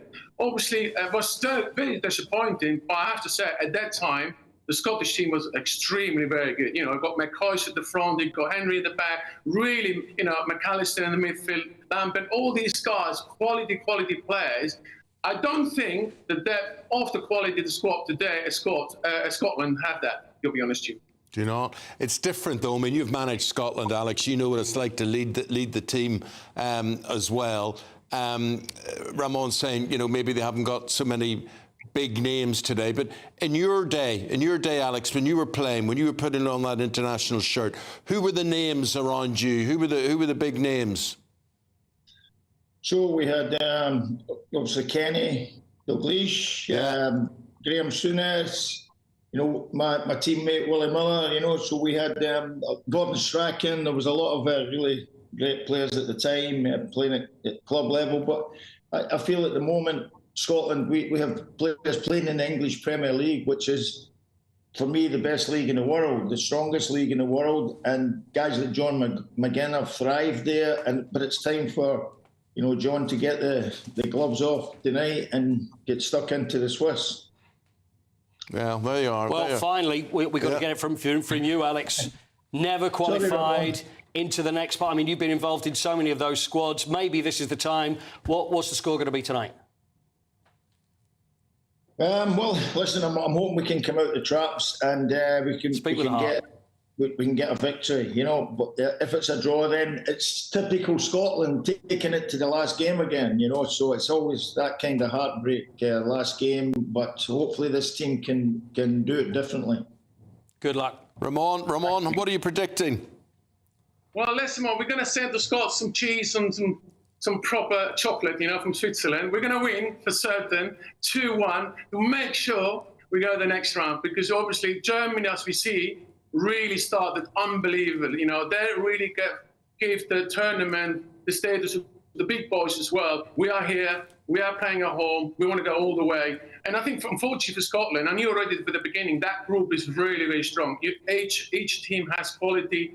And of course, Scotland really qualified also in a good way. I mean, we're talking about Italy at the time. I thought Scotland really, against Germany at that time, will present themselves much better than actually the show. But at the same time, we need to have to say credit to Germany that really smashed Scotland, without a doubt. Well, no doubt about that.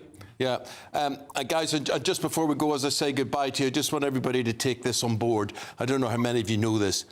Alex McLeish, you know, master athlete, you know, a warrior on the pitch there for Aberdeen, and he managed so many big clubs and whatever. He's been through a lot. But Alex McLeish and I are exactly the same age. Exactly the same age, and you look at me, and I've done nothing with my body or whatever, but you know, I think time's been kind to me. It's been. I don't like to boast or say anything. Well, like maybe when we're the same age. Yeah. See, can you believe it? Yeah. I don't really know what to say. Paul Eamonn, why don't you have that lovely English wine you presented before?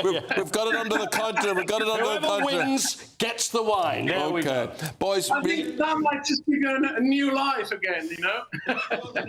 Ramon, if Scotland wins, send me some Swiss cheese. Okay. No doubt. First class. By the way, first class, if the UK mail will deliver to you, by the way. Very good. Thanks, guys. We've got to leave it there. Really appreciate your take on things. May the best team win. Absolutely. Tonight, 8 o'clock, it's going to be. Thank you very much indeed. As long as it's Scotland, we'll say. As long as it's Scotland. Still to come. We have got the newspaper review coming your way, and we're doing that right after the break.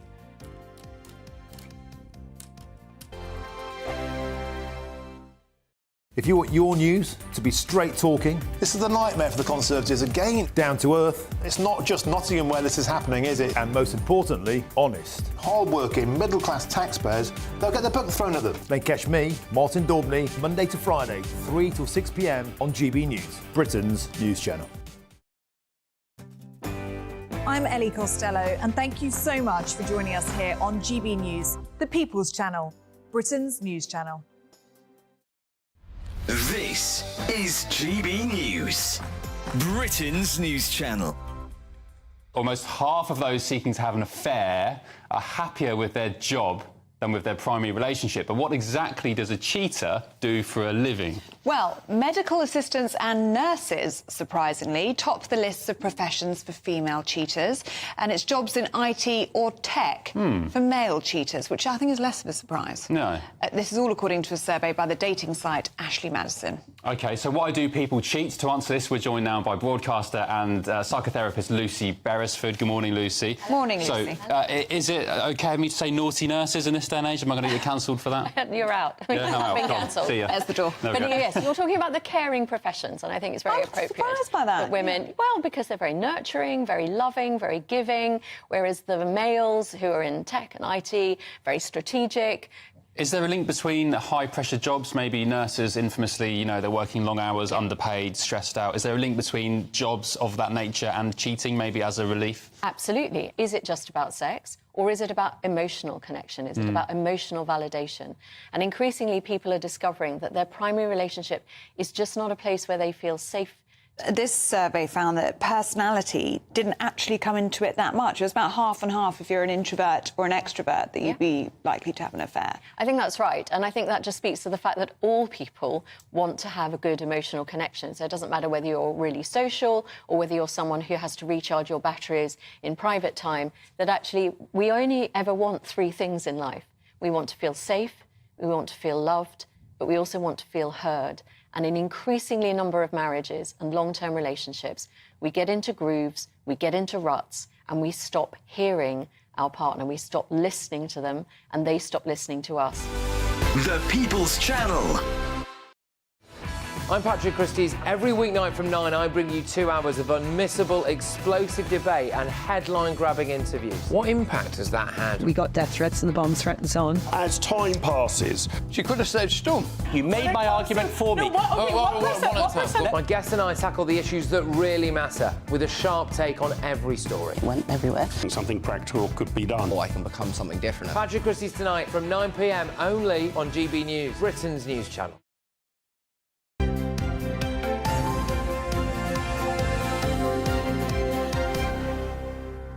That are grabbing the headlines in the papers. Renee and Norman are here to talk about those. Very good to see you guys. And GPs, as from a doctor's point of view, Renee, you want to start with how difficult it is for GPs to get jobs nowadays. Yeah, so lots of GPs, all GPs are self-employed, and lots of them work on a locum basis where they pick up extra shifts. So I have a regular practice, but I pick up extra shifts all the time. For about the last year, they have been almost non-existent, not been able to get them. And yet they were coming out of my ears before. I had my pick of jobs. The reason for that is that practices are being given money by the local health boards to employ other people to be doctors, pharmacists, physiotherapists. Are these other people cheaper? Yes. Cheaper options. And PAs, so physician associates. And it's basically displacing GPs out of work. And yet we have so many GP vacancies across the country that GPs are turning to other things now. They're looking for work that they can do from home, online work, some are going abroad, because if they can't keep their income going from the way that they used to work, and, you know, patients don't always know that they are being seen by a PA who is not a doctor, who's had 2 years training. They don't have to tell you that when they see you. Well, there are lots of patients saying they're not told. They're literally given an appointment. So it's this, again, it's targets. It's so that people get appointments quicker, but not necessarily with Maybe for some of the more minor ailments, it might be a good workaround, but it's not good to have a shortage of roles for GPs. So important. Let's lighten the mood with some Beatles talk. Yeah, Norman. I mean, there we are in the middle of the Euros. Or the Euros getting well underway, and everybody from whatever night the England game was, Sunday night, are singing "Hey Jude" to Jude Bellingham. They are. Well, Jude Bellingham's a new hero. I suppose the England team scored the winning goal the other night, and he's only 20 years old and a star-studded future. And the answer is here that they're picking up on Hey Jude. Hey Jude's a great song, but it's not really a football anthem. It's a great song, though. It is a great song, but it's not particularly a football anthem in a way that you'll ever walk alone. It's a football anthem. However... But I tell you, it works very well. When everybody's singing, it works really well. Well, all right, I beg to differ a bit, so I'll take your view on that. Anyway, the point about this story is that it could be number one again after many, many years. It was number one in 1968. It was written by Paul McCartney to commiserate with Julian Lennon. Jude was short for Julian, because Julian Lennon, of course, had lost his mum and dad split up, and his dad went off with Yoko Ono, and that's one of the reasons the song was written. Gosh. I did not know that. Ah, there you go. Now it's celebratory, of course. That's what it's about. Another medical story here, which has caught your eye, Rennie. This is fascinating. There's so many medical stories around today. This is really exciting, though. So AI has been used to be able to correctly, 100% of the time, pick up 8 blood markers in people that have got one particular symptom, which is sometimes a sign of Parkinson's. Yes. And it can predict Parkinson's 7 years in advance. Now, that is so exciting because if you can get ahead of the game, you can actually introduce things which might slow down the progression of that. And there's other exciting stuff coming from Parkinson's.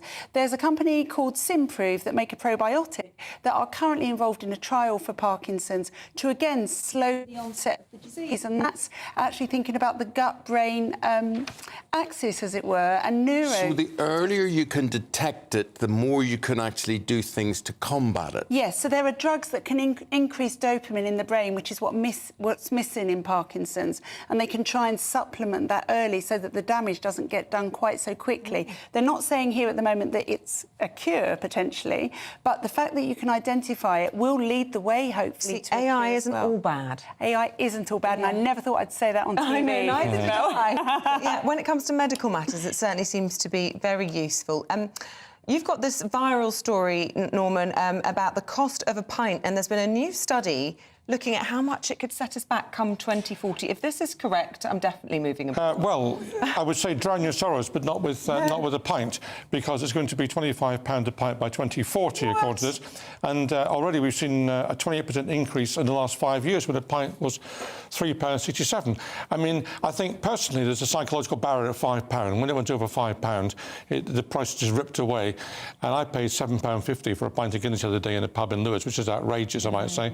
And I got the same pint in Bethnal Green for £5. Yeah. So someone's making a lot of money out of this. You wonder why we're seeing 80 pubs a month closing. Yeah. People are being asked to pay those sorts of prices. Arguably, they'll say they've got huge running costs and cost of produce. It's barley, but isn't it? People can't afford it. No. Cost of living crisis. And these are small pleasures in life. We mustn't forget that. Whatever you think, these are small pleasures. But what we mustn't forget as well is that if we look at the prices of a pint and the tax on it between us, for example, and Germany, 54 pence tax in the UK versus 4 pence in Germany. So the government are also making an awful lot of money out of pint drinkers. Norman, 1977, I worked as a barman in a social club. and a pint of Bass, a pint of Harp, a pint of Guinness was 5p more expensive, but how much was a pint? I'll tell you how much it was when I was running the bar. I ran the bar at college. I was a bar chairman at my university in Royal Holloway, and a pint of bitter in my bar was 20p. And there was unless you were drinking Brew 11, which was pretty ropey stuff, to be honest with you, that was 18p. If you're really hard up, you had Brew 11. People not believe you. I mean, I'm 25p was what I was going to say then, and 30p for a pint of Guinness. Look, a bag of crisps used to be 2p when I was young. Oh my God. Yeah. Did it have a little bag of salt you could sprinkle on the crisps? On top of it. Yeah, absolutely amazing. It's so depressing, isn't it? It is so depressing. Where did all this inflation come in? And It's the things that people like. Beer and chocolate, the things I like anyway, have gone up in price dramatically in the last 6-9 months. Well, maybe I wouldn't mind a pint, a bag of crisps, and listening to Hey Jude. That would be quite a nice. It's around though, isn't it? 25 quid a pop. Guys, thank you both. Thanks for doing the round of papers with us. We've enjoyed it. Norman Baker, Renee Hunderkamp. See you again very soon. Thank you. Well, right now we will go and have a break, and then we'll be back with all the stories at the top of the hour.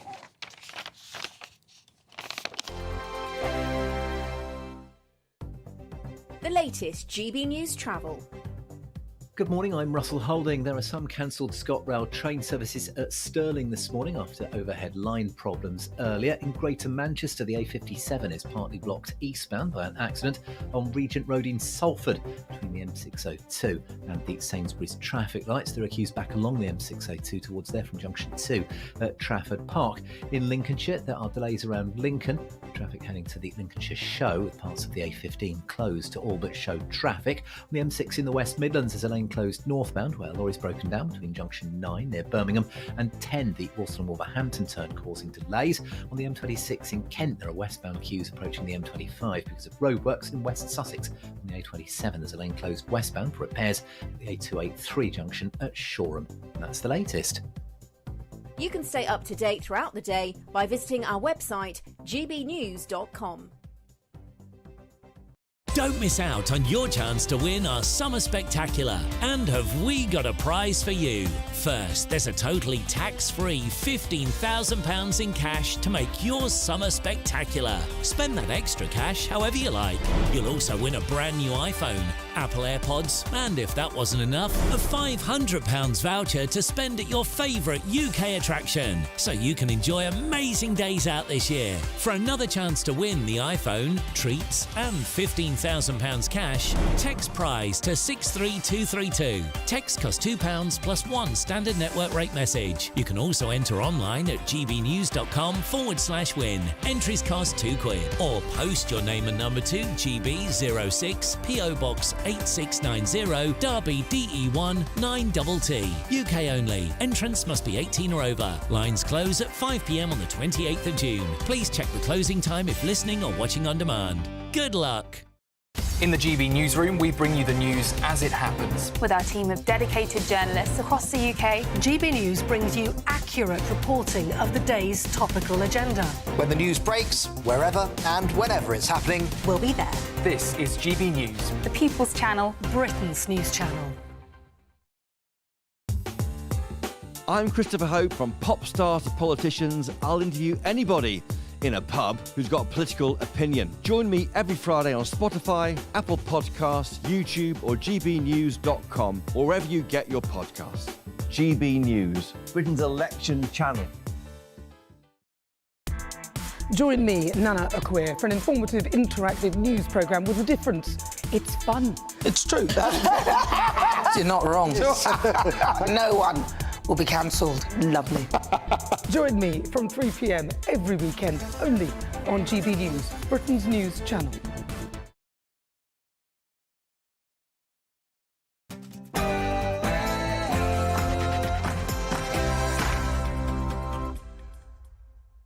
Good morning. Welcome to the programme. It's Wednesday, the 19th of June, the time fast approaching 9 o'clock. Great to have you with us. Well, you're tuned in to Breakfast on radio, on television, online. Eamonn Holmes and Isabel Webster. The breaking news this morning is inflation has dropped, hitting the Bank of England's 2% target for the first time in nearly 3 years. The Prime Minister made it a prime objective to get that down. That has now been delivered because 2%, of course, is bang on the Bank of England target, and this is its lowest level in almost 3 years. Sir Keir Starmer is branded a tax threat by the Conservatives as his definition of working people prompts claims he is targeting savers. Shadow Financial Secretary James Murray will be with us shortly. Boris Johnson is sticking to his 60th birthday holiday plans as he shuns the campaign over fears of a Tory decimation in red wall seats. It's finally feeling a bit more like summer, but how high will the temperatures get and how long will it last? I'll have all the details in the forecast coming up soon.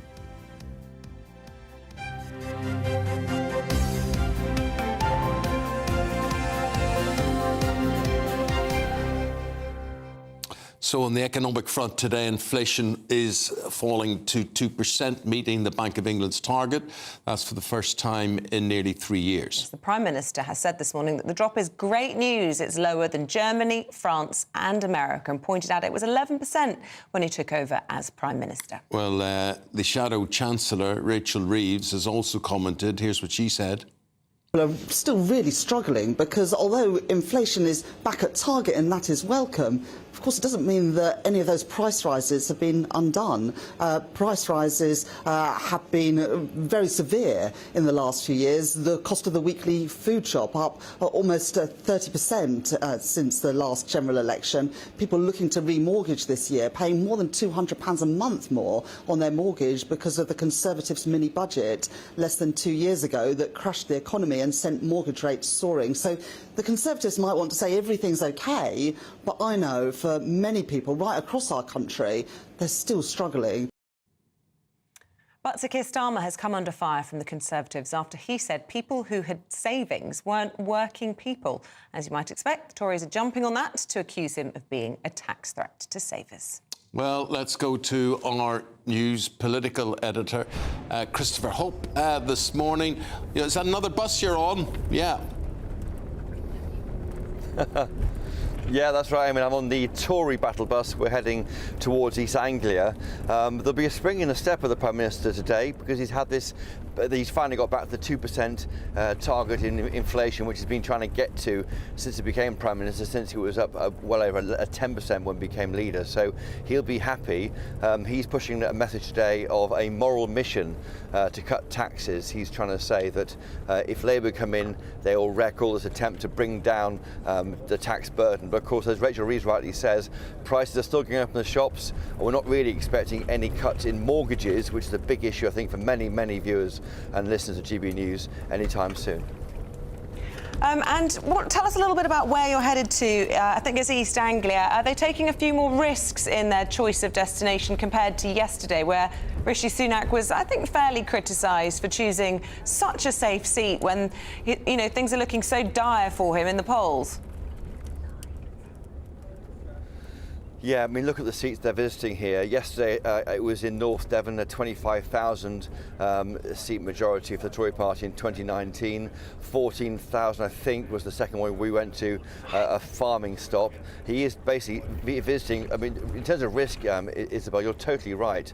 Nigel Farage takes risks. He goes out there, meets people, and gets milkshakes. You're not seeing that from either of the main party leaders.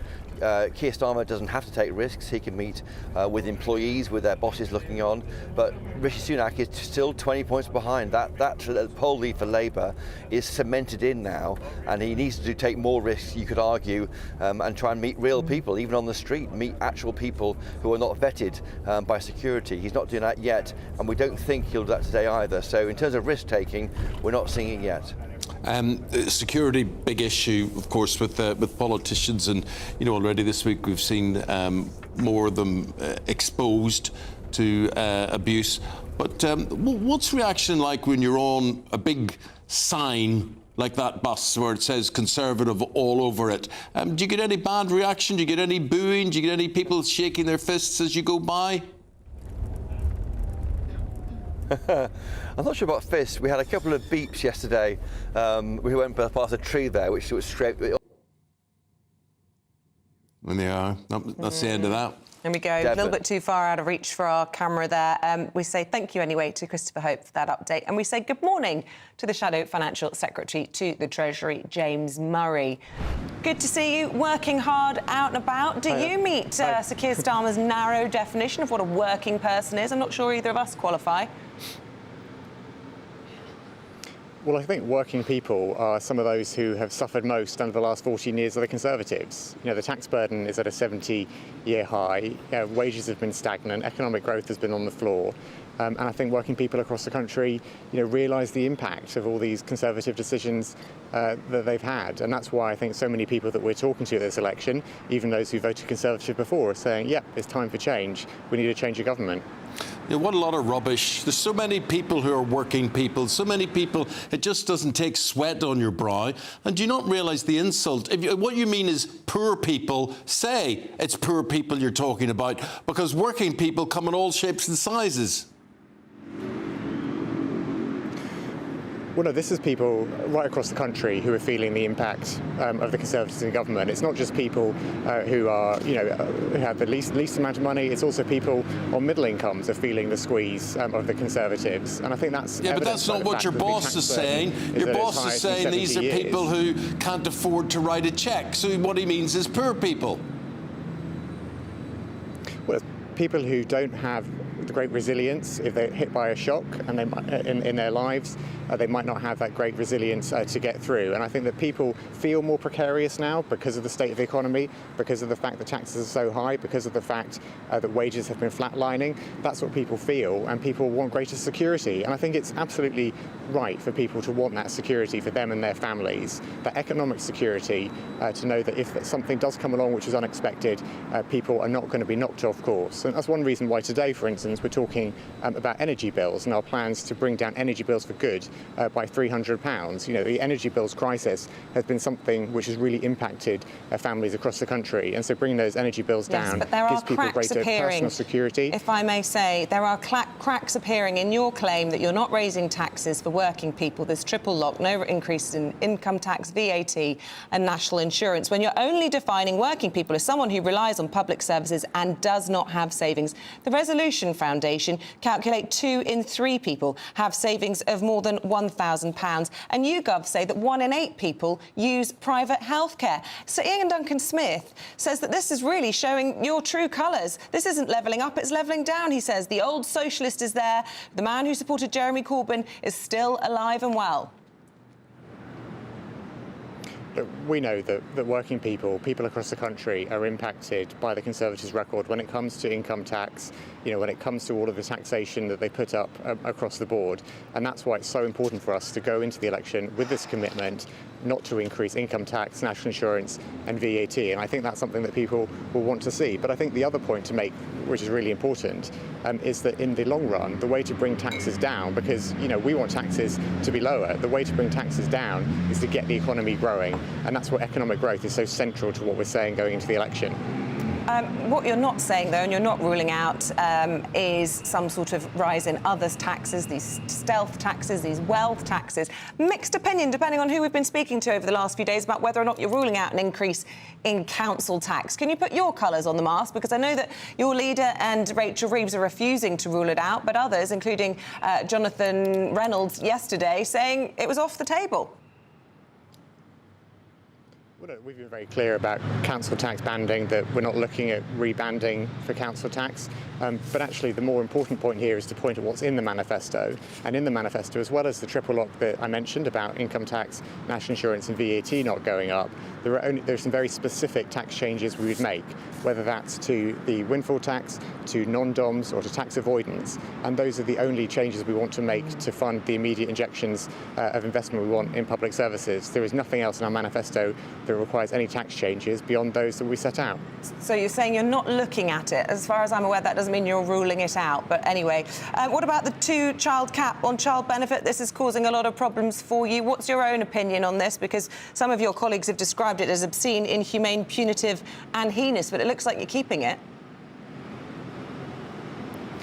Well, look, the economic reality means that we cannot pledge to scrap the 2-child limit. But what we are very clear about is that we need to take child poverty head on if we get into government, which is why we've committed to having a cross-government approach to tackling child poverty, to bringing that down and to incorporate many of the commitments we have already made, for instance, around breakfast clubs, around making sure that we deal with no-fault evictions, around bringing energy bills down, as I've mentioned, all things that will help children who are suffering in poverty, because we desperately need to tackle child poverty. The last Labour government did it.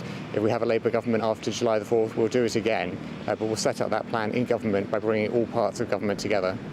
It's interesting, talking about children, Keir Starmer yesterday admitted that 100,000 children with special needs will be affected by your plans to change VAT on private schools. And reading in the papers this morning that 95% of state schools are already full. And it's a question, again, I've asked a number of your colleagues in recent weeks, what exactly do you plan to do with the at least, sort of, the most generous expectations that 40,000 children that can no longer afford this huge hike in private school fees, where are you going to put them?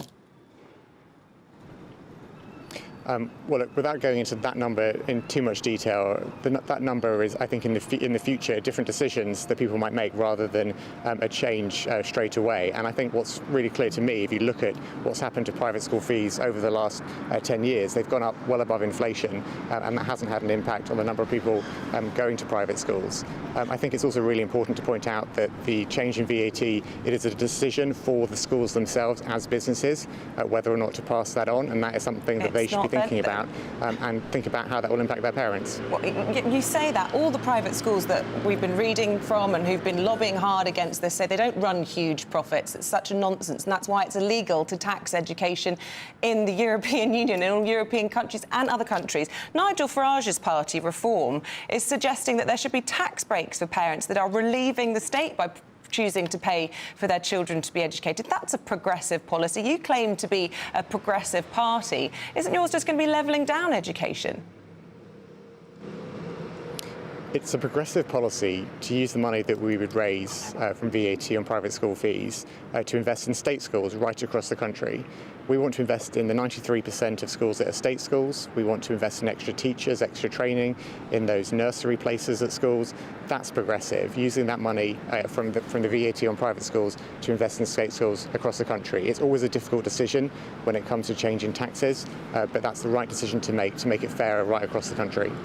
But those parents who send their children to private school, the Labour Party wouldn't classify them as hard-working people then?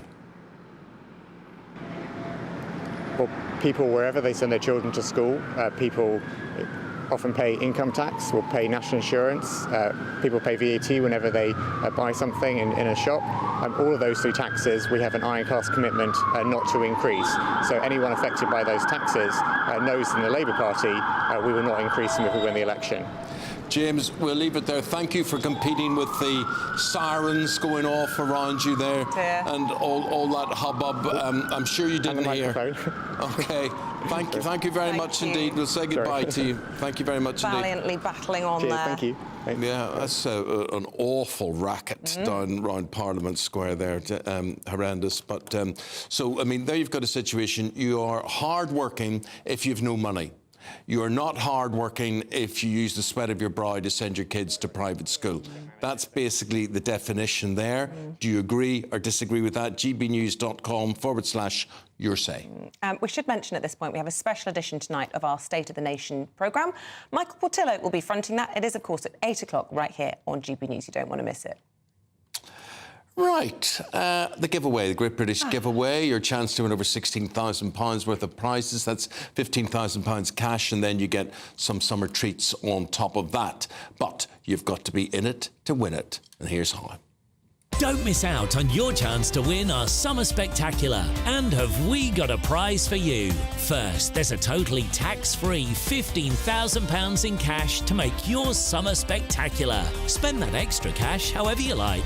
You'll also win a brand new iPhone, Apple AirPods, and if that wasn't enough, a £500 voucher to spend at your favourite UK attraction, so you can enjoy amazing days out this year. For another chance to win the iPhone, treats and £15,000 £15,000 cash, text WIN to 63232. Text costs £2 plus 1 standard network rate message. You can also enter online at gbnews.com/win. Entries cost £2 or post your name and number to GB06 PO Box 8690 Derby DE1 9TT. UK only. Entrance must be 18 or over. Lines close at 5 p.m. on the 28th of June. Please check the closing time if listening or watching on demand. Good luck. Up next, a new blood test which could predict Parkinson's disease 7 years from its onset. Talking about that next.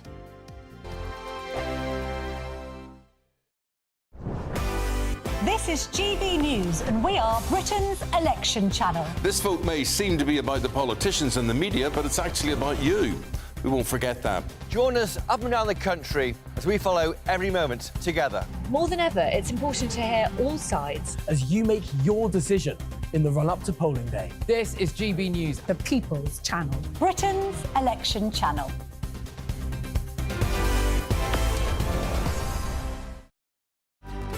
Good afternoon, Britain. Your lunchtime update on the stories that matter across the UK. From breaking news and insightful analysis, inspiring stories and lively debates. You're comparing yourself to a former Prime Minister. Which is it? Stay informed, stay updated, stay entertained. I just don't know how anyone would not want to be there. Every weekday from midday. We are Good Afternoon Britain, only on GB News. Britain's news channel. This is GB News, Britain's news channel. Plenty of mixers, plenty of lovely gin. Yes. What have you got here for us? Just explain what you've brought in. So today I'm going to be presenting the Cotswolds Dry Gin and the Cotswolds Wildflower Gin. Ooh. So the first one that was introduced into our market was the Cotswolds Dry Gin. Now we have 9 different types of botanicals. We introduce into our pot still. We introduce well, obviously juniper berries because it's a London Dry. Angelica roots and coriander seeds, giving it that little limey flavour. Also, cardamom seeds, then black peppercorn, giving it a little spice. Ooh. And then the part that is more interesting that regards to the pouring, we have the grapefruit peel and the lime peel. We're going to start with the Cotswolds Dry. Okay, so the first one introduced. So Ellie was taking the mick out of me this morning because I said my favourite gin was, what is it, pink lemonade? You like a pink gin and lemonade, yes. You called me, I'm going to say what you said. You said that's a bit girly. As you see, it turned into cloudy. Those are the oils of the spices because we don't filter it. Our gin is completely unfiltered. Got it. I love this. It's 11:52. It's never too early. Cheers. Cheers. And would you have any, this sounds very juvenile, would you have any snacks with gin?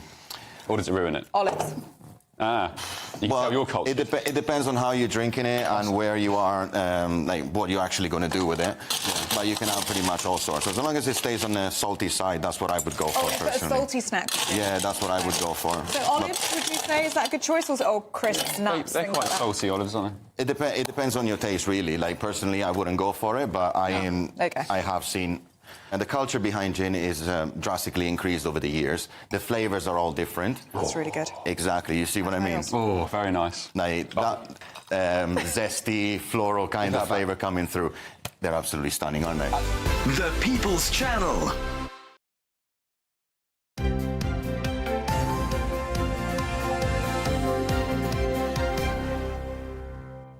Now, we're going to talk about a new medical test, a blood test. It uses artificial intelligence to predict Parkinson's disease 7 years before any symptoms actually appear. Researchers are saying that this could help buy time for scientists who find ways of slowing the disease. Let's get the thoughts now of Associate Director of Research at Parkinson's UK, Claire Bale.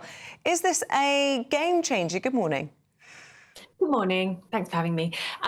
Yeah, well, we hope so, certainly. At the moment, we can't diagnose Parkinson's until up to 50% of the brain cells that are affected have already been lost. So obviously, at that point, the damage has already been done, or a lot of the damage has been done. So if we could diagnose earlier, it would give us that opportunity to intervene and potentially slow or stop Parkinson's in its tracks. So what is Parkinson's disease attacking, Claire? Just explain to us, when you talk about the tissue dying off and that poor lady there shaking the way she is there, and that's a side effect. Maybe you could explain to us what is happening to her, for instance, as we look at her. Yeah, sure. So Parkinson's is a condition that primarily affects the brain. So certain brain cells inside the brain are lost in Parkinson's. They become damaged and stop working properly. These brain cells are involved in lots of things. One of the most important things that they do is help us to coordinate and control our movement. So that's why the symptoms of Parkinson's, some of the most obvious ones, are challenges with movement. So tremor, many people will experience, also slowness, stiffness, difficulty with coordinating fine movements such as handwriting. That's something that affects people very early on, noticing changes, deterioration in their handwriting, difficulty with walking, difficulty with balance. But there are over 40 symptoms of Parkinson's, and many of them are not to do with movement.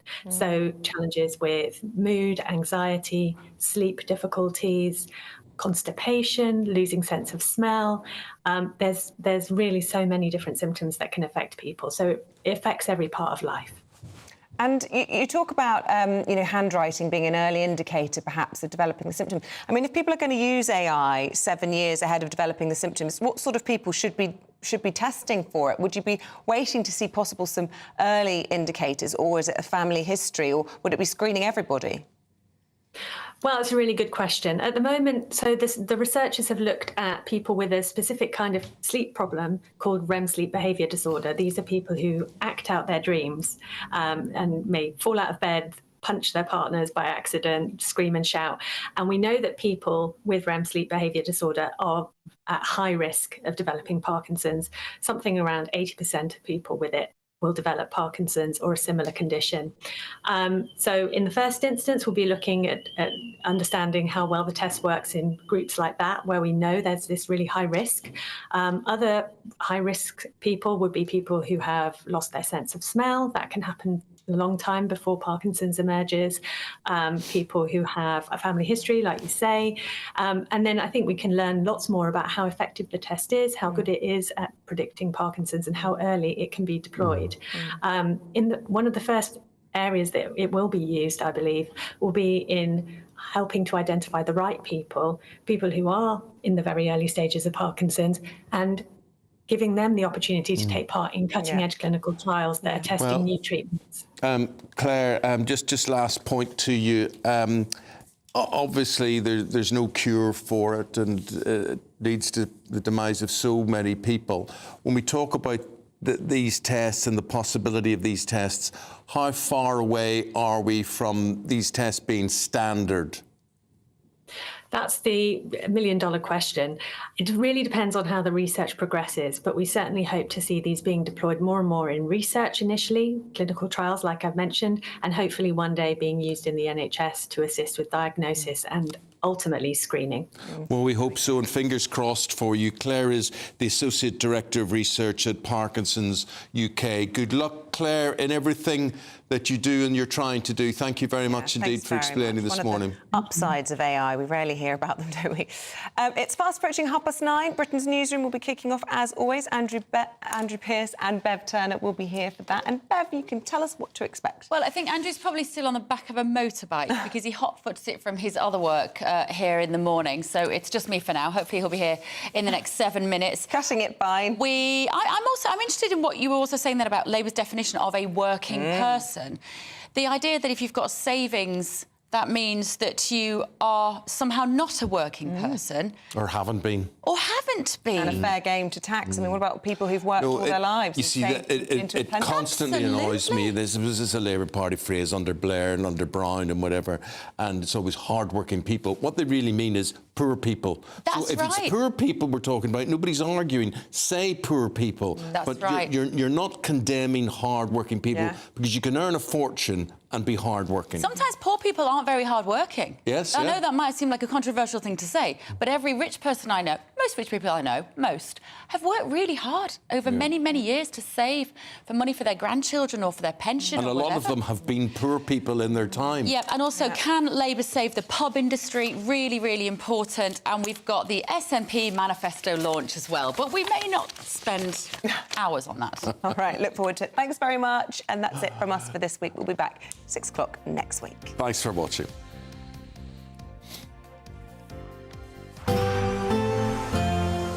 a brighter outlook with Box Solar, sponsors of weather on GB News. Hello and welcome to the latest update from the Met Office for GB News. It's a beautiful start out there today and it's going to be fine for the vast majority. Warm, sunny spells.